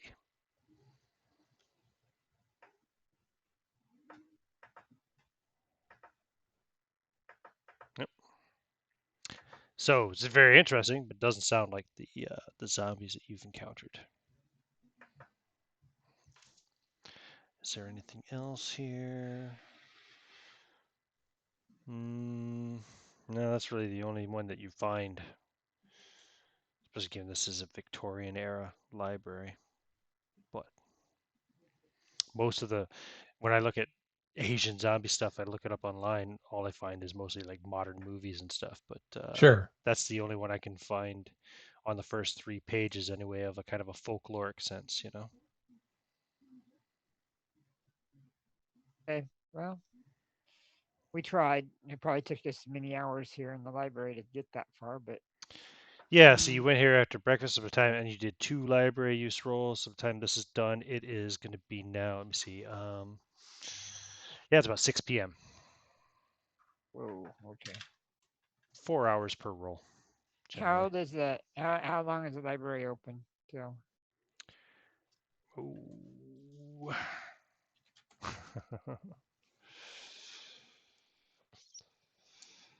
I don't know. Right up to the point they close. Of course, I look at it if I get modern times. Probably around now. In fact, they're probably looking at you, hoping that you're going to fuck off soon. I'll go Glenn and say, I guess we better go. We've used our welcoming here. I mean, they're not like, you know. Yeah, they're just looking at you longingly, like, please go home so we can go home. And I will put my jacket over my hand again with the revolver in the hand. All right. Go out. Call another Chin Dynasty. Chin. What did I say? I think that's what you said. Yeah, I think. Oh no, I said Ching. Yeah, because it's Qing. Yeah, Ching. That's right. Ching. Okay. No problem. So yeah, you get another cab. It's a normal cab, marked. Nobody else inside. The 2 of you hop in, which pretty much fills it up. And you ride off. Back to 33 Golden Square, I presume. Yeah. Okay. Grant. And so, Ruben, you go to a police station near where the school is and file your Correct. report. I assume you want it to be directed to Inspector Cleveland. Indeed. Okay. Yep. No problem. That now the harassment has gone to the point of the children, so it's wondering if he could assign maybe a junior member of the force that he could afford to get, to stay in the immediate area, not just the children, but any civilians that might be in that general area. Right. Gotcha. Yeah, no problem. And he had a flash of inspiration. I did, but I didn't want to just take advantage of that. So when, in mechanically speaking, Ruben had an idea for, I had an idea for something to be used against the cabs, but I want to do a roll before I say it, because I'm not, I mean, Ruben's a smart guy and he's got a lot of do what you gotta devious. Yeah. So I'm going to do an idea roll. Okay. And I got a 41, and a 40 would be a hard success. So you tell me if I need to spend a point. He's thinking about having his new engineer friend come up with a simple sort of small chain with a clamp on it.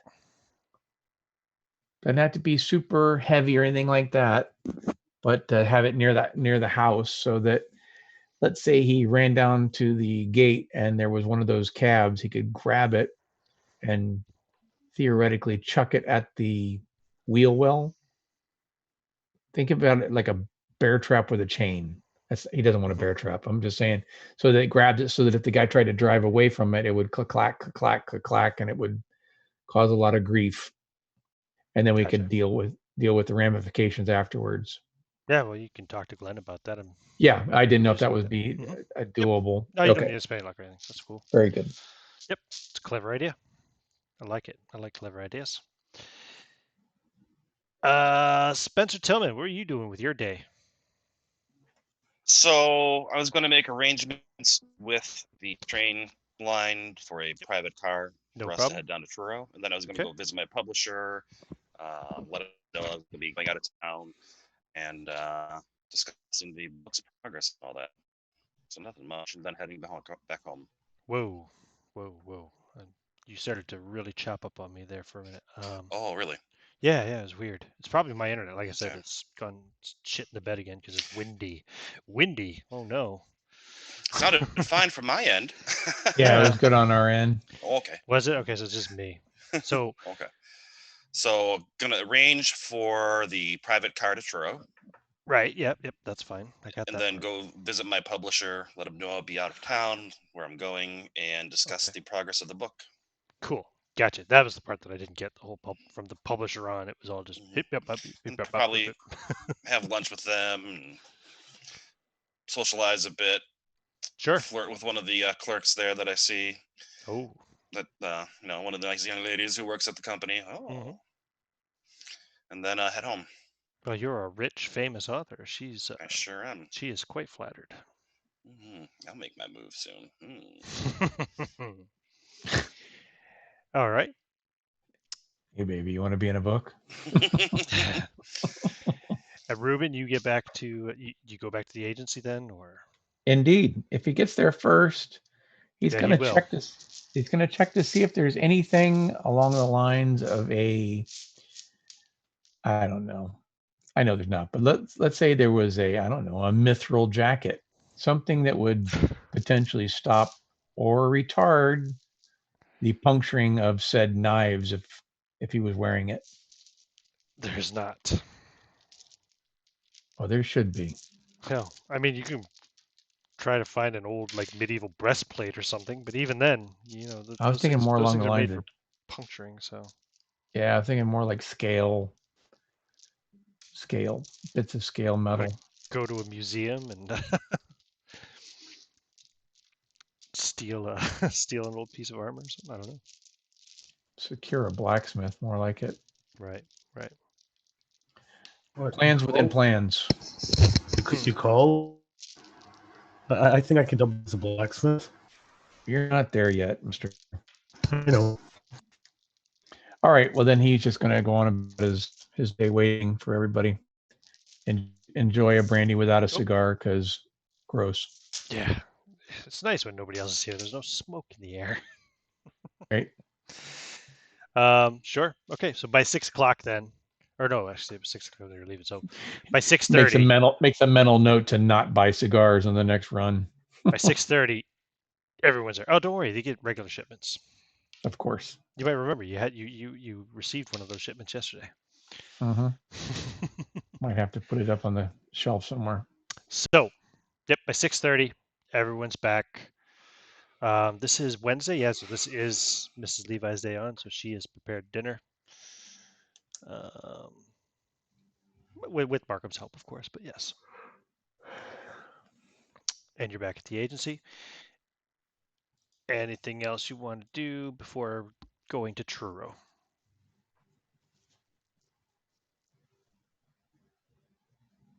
He's going to discuss the wheel trap with his new engineering accomplice. Right. Glenn, what's your mechanical engineering skill at? Engineering is at 55. 55. Okay.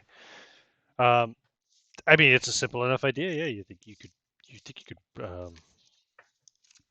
whip something up like that? It would take time, Sure. but and resources, of course. But yeah, it's not something that's beyond your knowledge, to design and to work up. Might take might take several days to get a working prototype, and all that, and because it's not like when you're designing and building such things, it's not like the first time it just works 100% perfectly the way you planned, But yeah, it's definitely something that you think you could do.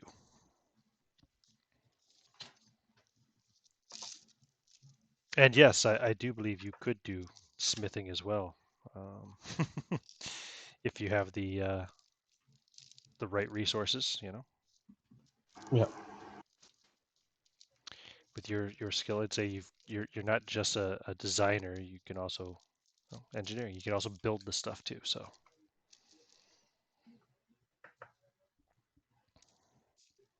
That is what Ruben will do before we take our trip. cool. All right. Next day, you have a private first-class car leaving in the morning from Paddington Station to Truro in Cornwall. Take this down again. You're no longer in the house again. Stafford, of course, drives you there, drops you off. Oh, when will you be returning? Depends on what we find, I guess. Okay, so you want him to just kind of hang out here at Paddington Station until you return?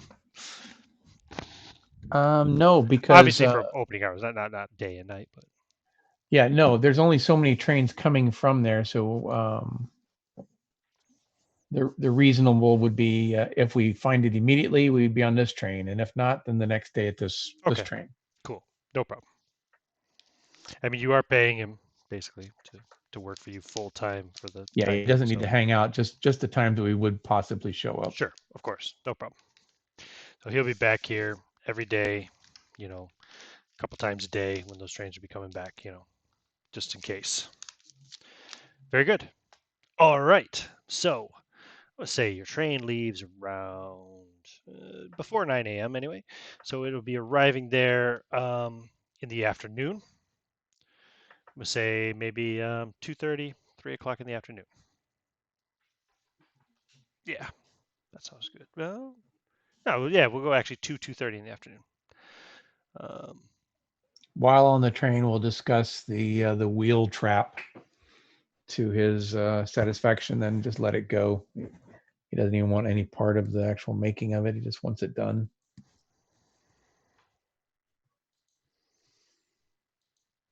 That whole cab thing is frustrating the hell out of Ruben. Is it? Mm-hmm. Oh, what a shame. I'm sorry. Mm-hmm. Yeah, you should be. Do you guys want to take a quick 5-10 minute break before we go into the last section? Because I think we're going to probably wrap this up in the next 40 minutes. Or do you want to just push on? Break is fine. I need pee. Yeah, let's take a bio break. Sure. Thank you.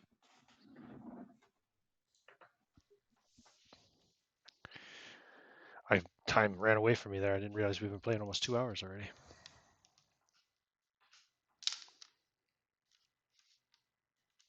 It's amazing how much mileage you can get out of an unexpected, or at least when I say unexpected or unplanned, as in not part of the scenario, a visit from the Golden Dawn.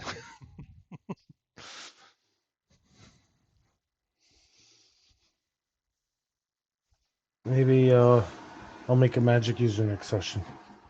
Or something like that. A magic user? An occultist, you mean? Yeah, occultist.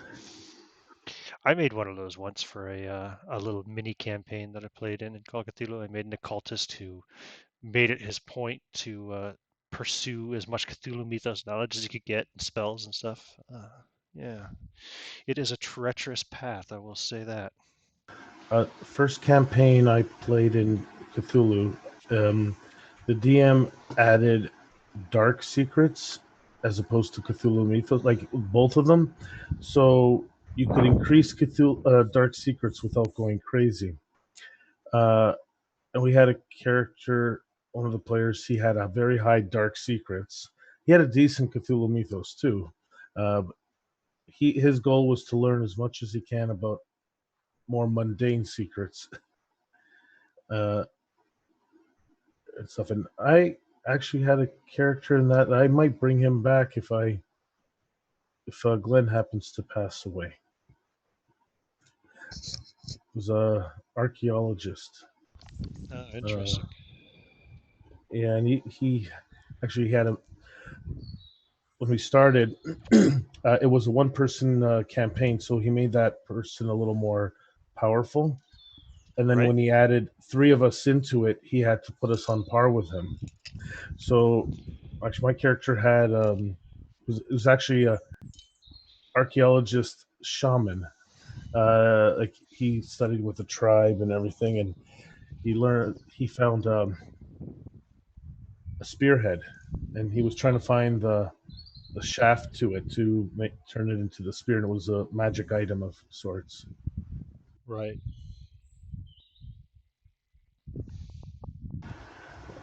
We never finished it, so I don't know what. He never got the. He knew that the shaft existed. He tried to duplicate one, but he couldn't, and never got around to finding it.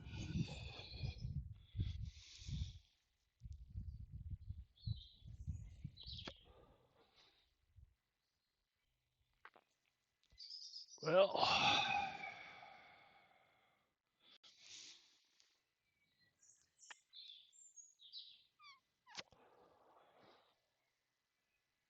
man, can't believe how late it is already.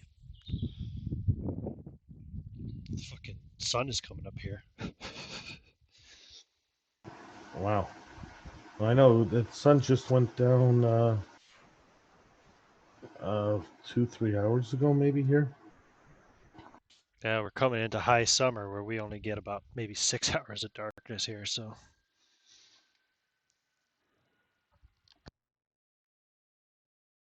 Maybe 5, actually.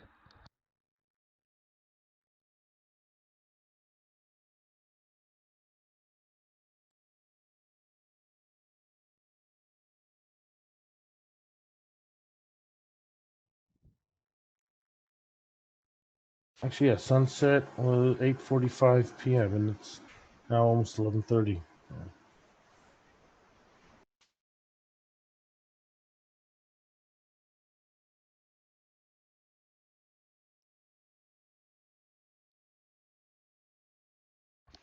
Sorry, I had to mute my mic for a minute. There was a plane flying overhead.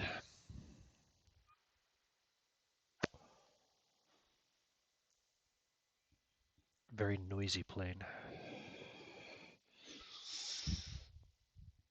They're all noisy, aren't they? I guess, but yeah. I live near the airport here. Not the main one in Toronto, but one of the smaller ones. Well, it gets more like FedEx and all like shipping stuff. But they still have passenger planes too.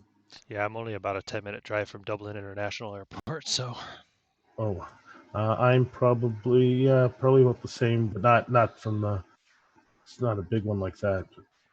I could take flights. Some flights it doesn't offer a lot, but we usually just we're only about an hour away from 45 minutes, an hour from Toronto's main airport. So That's about how far of a flight it is to London from here.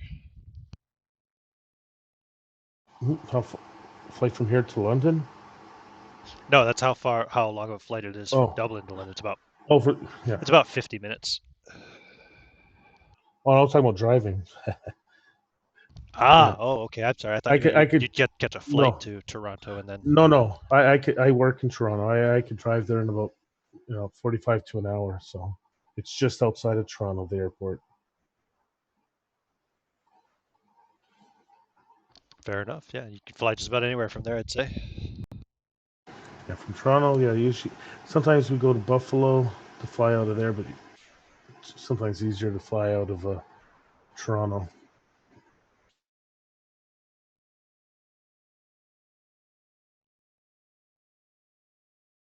What's it like now traveling from Canada to the United States? Do you have to go through any kind of customs, immigration stuff? Right now we can't. Well, yeah, Uh, obviously, I guess right now we can't, but you know what I mean. Take uh, away the lockdown shit and all that. You know. if we're just driving across, not really any problem. But if we're flying, yeah, customs, everything. Like we still need our passports to drive across, but they just check our passports, ask us why we're going over, and usually just wave us on through. But yeah, flying is more complicated. You need the passports. You got to go through security, customs, everything. Yep. Yeah, of course, yeah. I just remember back in the 90s when I lived in Detroit, you used to be able to drive over to Windsor. You didn't need a passport or anything. Oh yeah, I know they used to allow just the driver's license before ID. It was considered a soft passport if you had other if you had other ID. I think now you need the passport, or there's a couple other ones. I think it's called the Nexus. I'm thinking of, but you have to get like a RCMP check and a FBI, the background checks, and to get approved for it. So it allows you to pass through quicker because you like pre-screened already. Oh, my cat got sick. Fuck, I gotta clean that shit up.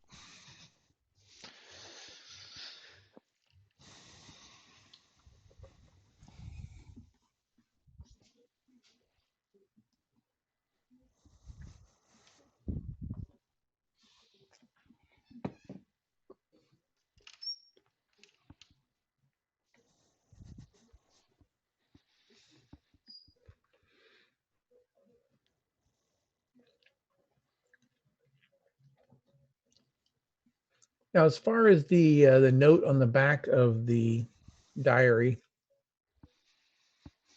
Yeah, it was a note in the box. Yeah. now it notes the book on the top shelf and so forth. In We the don't diary. have. Yeah. Okay. Yeah, I it's gotcha. unlikely we're going to get the book. So That note. Sorry. we could still do the candle and the 3 times the verse if the package is still there. Okay. That's the thought is I'm having. Right. It would not necessarily require that we have the book. It wasn't that we were leaving the book there. We were supposed to give the book to, or he was supposed to give the book to someone else. It wasn't part of the ritual. Right. He was supposed to give the book to Mr. Oldacre, Right. who you may remember. I think you were the one who Yep. found Mr. Oldacre's body in Indeed. Henley. Yeah.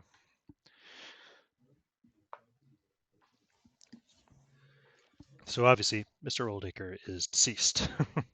Right.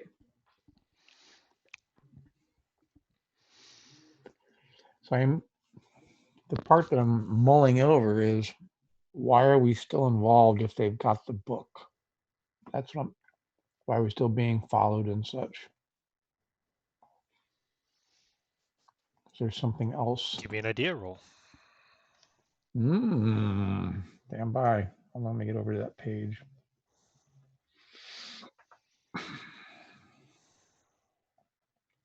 On a side note, I've got a box of hundreds of dice. I can't find it. I'm looking for it. So I went to buy some. Oh, There are no dice to be had in town.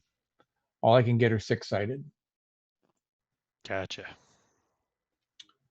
All right, stand by. A 6. Okay. A 0-6. Well, I mean, Which is an it extreme would success. seem if they are still pursuing you, even though they have the book, they must see you as some kind of threat.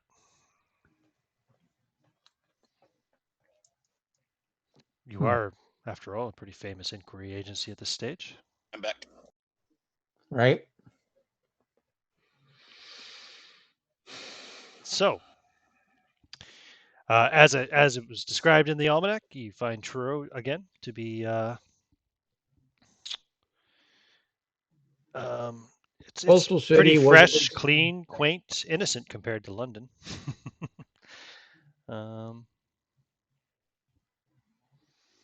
This is now, what day is this? This is Thursday, isn't it? We're on Thursday the 8th. Would have arranged for lodging when we Um, were there too. Yeah, I was at the Black Lion Inn. Is it Friday the 8th, maybe? Yes. Wasn't it? Hold on. 1892 calendar. No, it's Wednesday the 8th actually. Wednesday was the 8th. Yeah. Oh, Wednesday was the sorry, 8th. it's Thursday the 9th. Thursday the 9th. There we go. Thursday the Yes. 9th. There we There go. we go. Thank you. Yes, you're right. It's Thursday the 9th of June.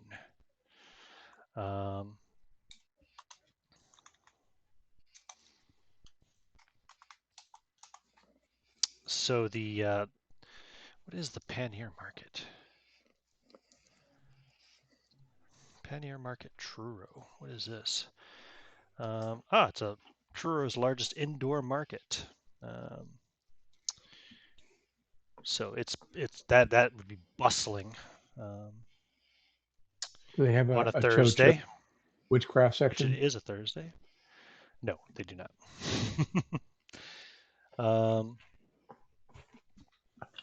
Inspector Cleveland. I just saw that. Very clever. The railway station itself is a major communication center. But yeah, you want to go to the Black Lion Hotel? Indeed. It is a comfortable hostelry in the center of Truro, not far from the still incomplete Cathedral Church of St. Mary.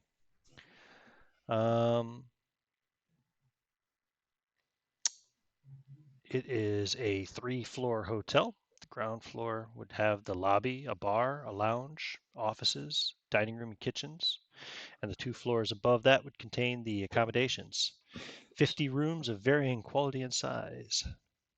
Behind the hotel is a large walled garden with tables and chairs, which is reached from the lounge through the French windows and from the kitchen via another back door. So what do you want to do? Well, you want to go in and take rooms, or first going to speak directly to the manager on the side if possible, proprietor of whatever it is. Okay, so you go up to the desk. Right. The clerk will greet you. Hello, welcome to the Black Lion Hotel. Thank you, sir. May I speak in private? He handed him his card. Agency card. With me, sir? You are the manager, correct? I'm just a clerk, sir. Then I need to speak with the manager. You want to speak with the manager, Mr. Greystone. All right, let's see here.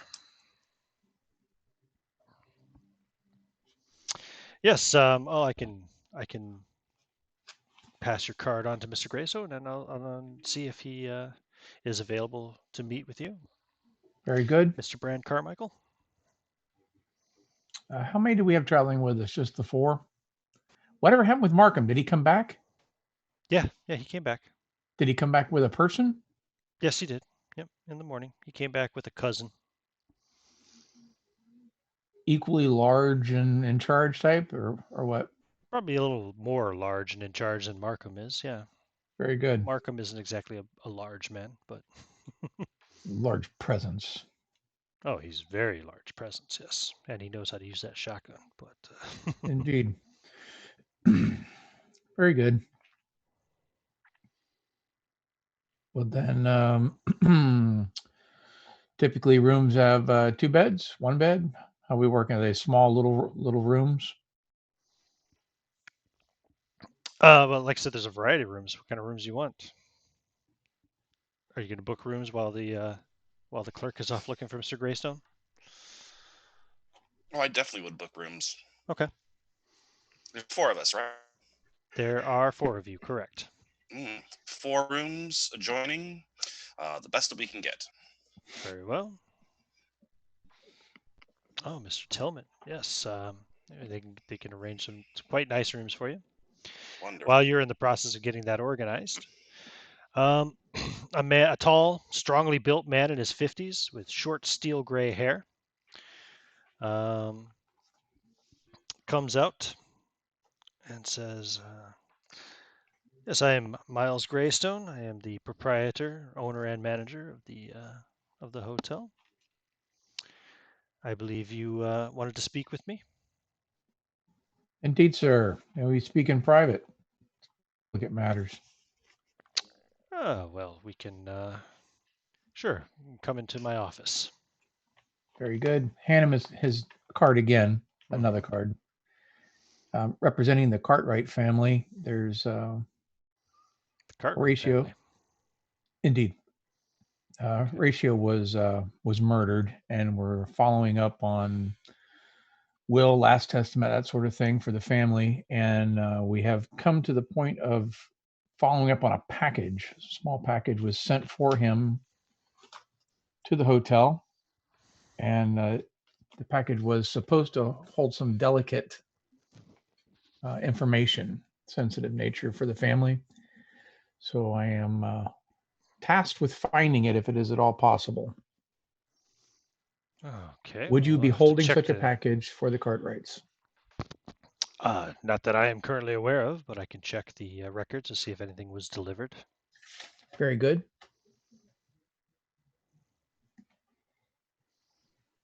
And if need be, we can, if you need more formal releases, we can deal with Inspector Cleveland back in London. He can confirm all of this if you need it.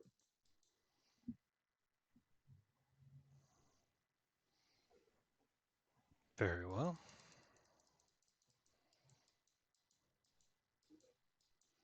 No need not to be in the up and up since Cleveland knows everything so far. Mm-hmm. Yeah, he goes and, he looks through some papers and pulls out, of a filing cabinet or something. He's like, no, I don't have anything here about any Mr. Cartwright.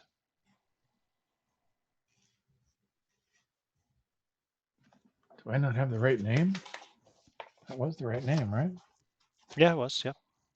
You may remember that he was supposed to use an alias. Indeed. Hold on. Let me go back to my notes. Room. Let's see which room to get. How the hell would he know the package then?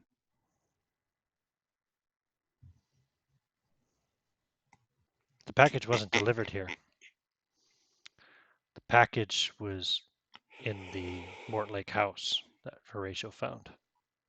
God damn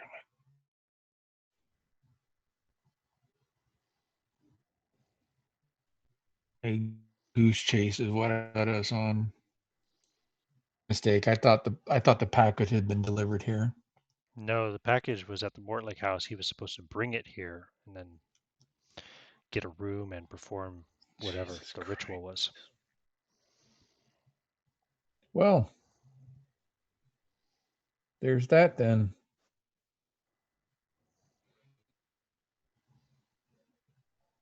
Well, that's embarrassing.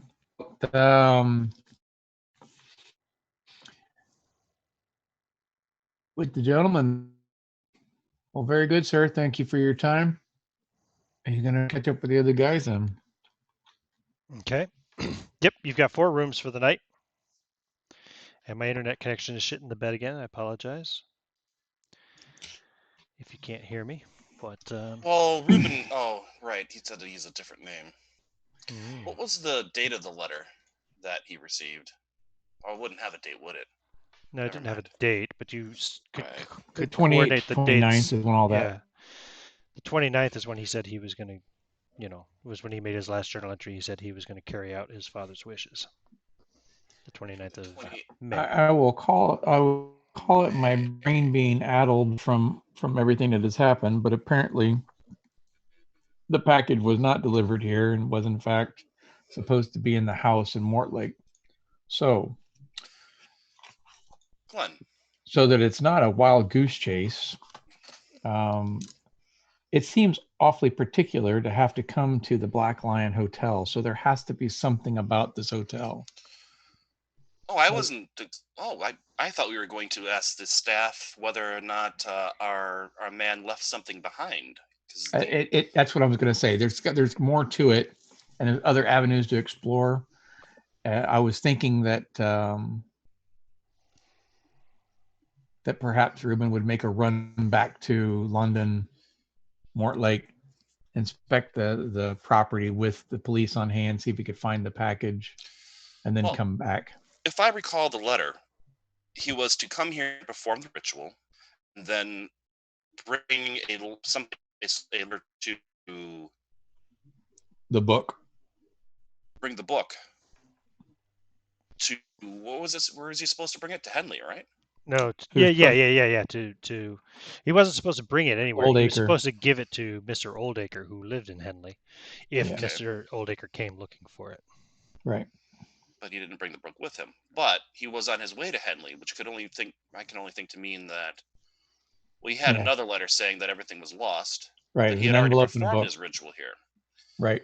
So there's got to be something particular about this place. Yeah, well, that's right. He did have a letter that he had a letter that he was supposed to deliver to Mr. Oldacre, which you stole, Ruben. You may recall. He stole nothing. Mm-hmm. I'm just saying. So Well, if he's got the You copy on took him. it off Right? of his dead body, and He's got the letter with him. It's the copy of it. oh, that's right. Yeah, you left the other. Yeah, that's right. if his last diary entry said was on the 29th, right? Mm-hmm. And he had come here, and we encountered him on. He hadn't The made it 2nd here of yet. June. He was heading towards Old. Well, he might have done it already. Is that what you're thinking? That's what I'm thinking. Yes, that we encountered him on the 2nd of June. That Well, let's go back to the May has records. 31 days. Yeah, go back to records and see if he signed in. See who signed in on that date. Right. So we want to look between, well, let's say, so his last entry is on the 29th. So the 30th and the 31st would be the days that he would probably be down here. Somebody So other first than he would have spent going back to London, and we met him on the 2nd. somebody other than Ruben will have to deal with the people to try to schmooze this information. Oh, I can schmooze. Give me an idea roll. Anybody? Okay, I'll try. Get some use out of that intelligence. 1 over. Can I spend a point of luck? Sure. I rolled a 63, so no. It never hurts to check the local newspapers and stuff, and Indeed. Well, I know what the man looked like. I'm going to go and talk to the clerk. When are you doing this? After we've settled in our rooms and discussed what's going on. Okay, cool. So after you guys have regathered, kind of, and right. Mhm. So then you go back down to talk to the clerk. Yep. Okay. And the Tell clerk me, is my there. good man, were you working in here on the 30th or the 31st of May? Let's see what days those were. Imagine he would have a ledger book for his signing in and signing out. Oh, I'm sure, but Yes, I was working here, sir. Ah, wonderful. So, a gentleman I'm acquainted with had mentioned this in. Oh boy, how would I want to state it? Do I want to say a guy I knew? We were looking into a rather grisly crime, and it's our understanding that the poor victim may have been here prior to his death, sometime between the 30th of May and the 1st of June. And we're trying to see if he may have left evidence behind or something that might speak as to why he was here and why the poor man was targeted for such a terrible end. And I'll describe the gentleman. Mm-hmm. And he may have left behind a candle burned to the wick or burned to the end, perhaps some papers.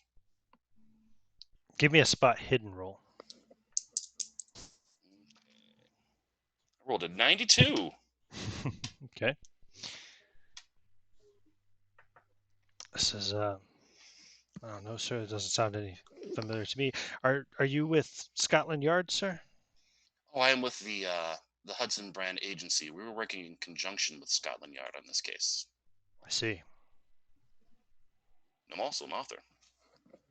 Would you like to be in a book? Perhaps you heard of me. What's your critter rating? 60. Nope. Nice. Never heard of you. No worries. He's apparently not a It's- fan of the occult. That's about a problem. He's also far from London, so. It's true. Perhaps one of the cleaning staff might know of such a thing. Would I be able to speak with your the head maid, I guess I would call it. Well, I mean, you'd have to talk to Mr. What did I say his name was? Fuck. Starts with an M. You have to speak to Mr. Greystone. Doesn't start with an M. His first name starts with an M. You have to speak with Mr. Oh. Greystone about that. I'm afraid, sir. It's I'm just a lowly clerk. Perhaps is he available? I believe he has retired for the evening, sir. Ah, how sad. How sad. Oh, let's see. Well, Give me a psychology roll. yeah, I got a 10 in that. Nope. Okay.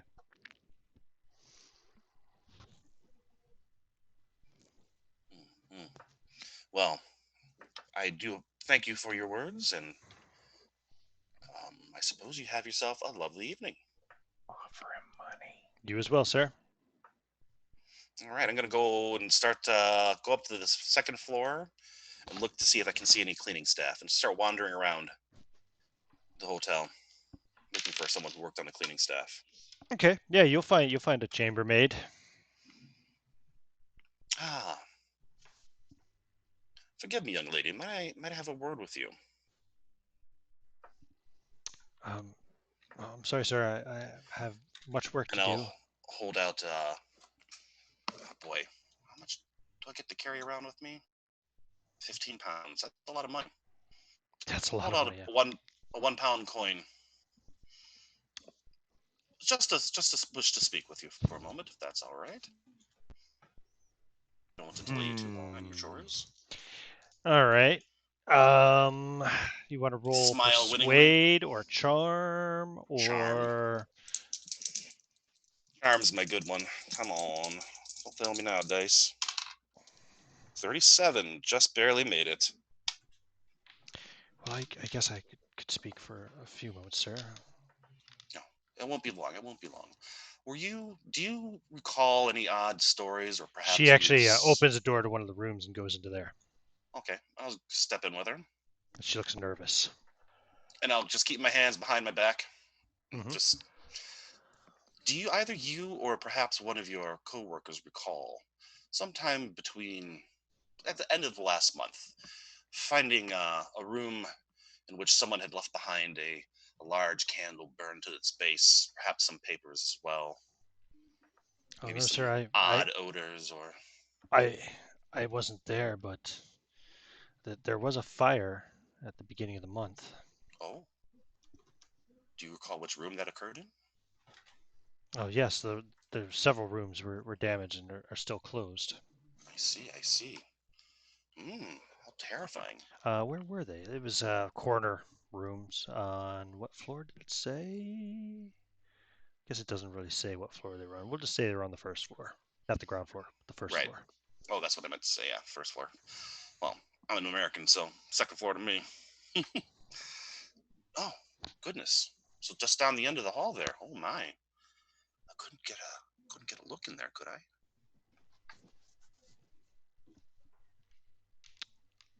Give her some money. Well, the rooms are closed, sir, for repairs. No, I understand. I don't mean to put you out of sorts, but I do thank you very much for the information. Has there Please, been...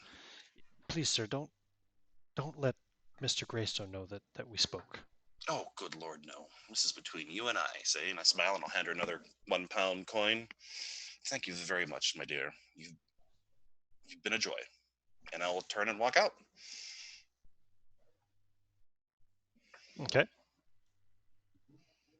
And Glenn, I presume, did you check the papers?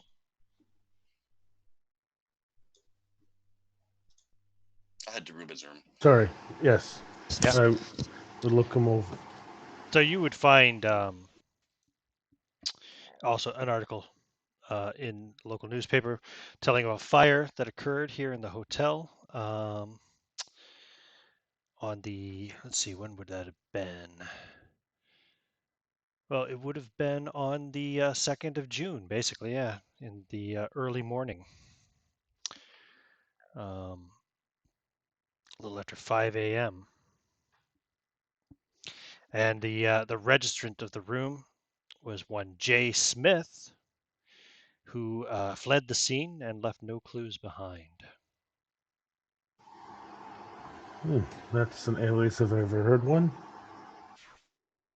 Yeah, it's not a very imaginative one either.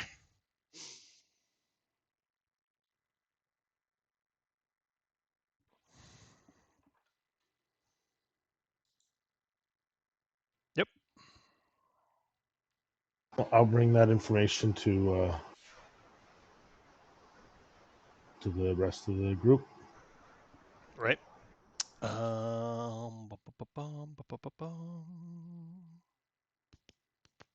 Yep. Okay. Cool. So you know that there was a fire here on the morning of the 2nd of June. You know that it was a room registered to a J. Smith of London, and that the registrant had fled the scene. There was no body or anything found inside the room. Yeah.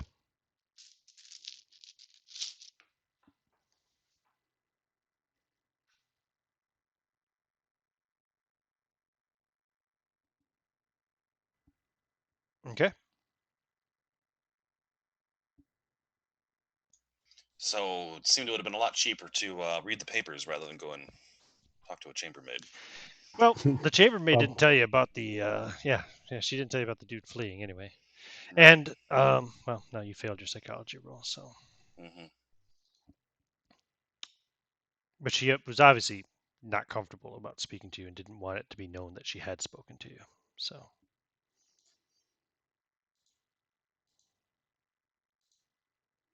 Okay. Well, it's like 5 o'clock in the morning here, so I think that's where we will wrap up episode Perfect. 5. Sorry, I didn't have a big climactic and exciting cliffhanger for this one, but The yeah. hotel's on fire. Yeah, the hotel was on fire like It's a week currently on ago. fire right now. No, it's not. Cliffhanger. So we'll pick this up again in 2 weeks for part 6. Yeah, we have at least one more session to go in this one anyway, maybe 2. I don't know. Nice. Depends on how quickly you all move about. So I will stop the recording there.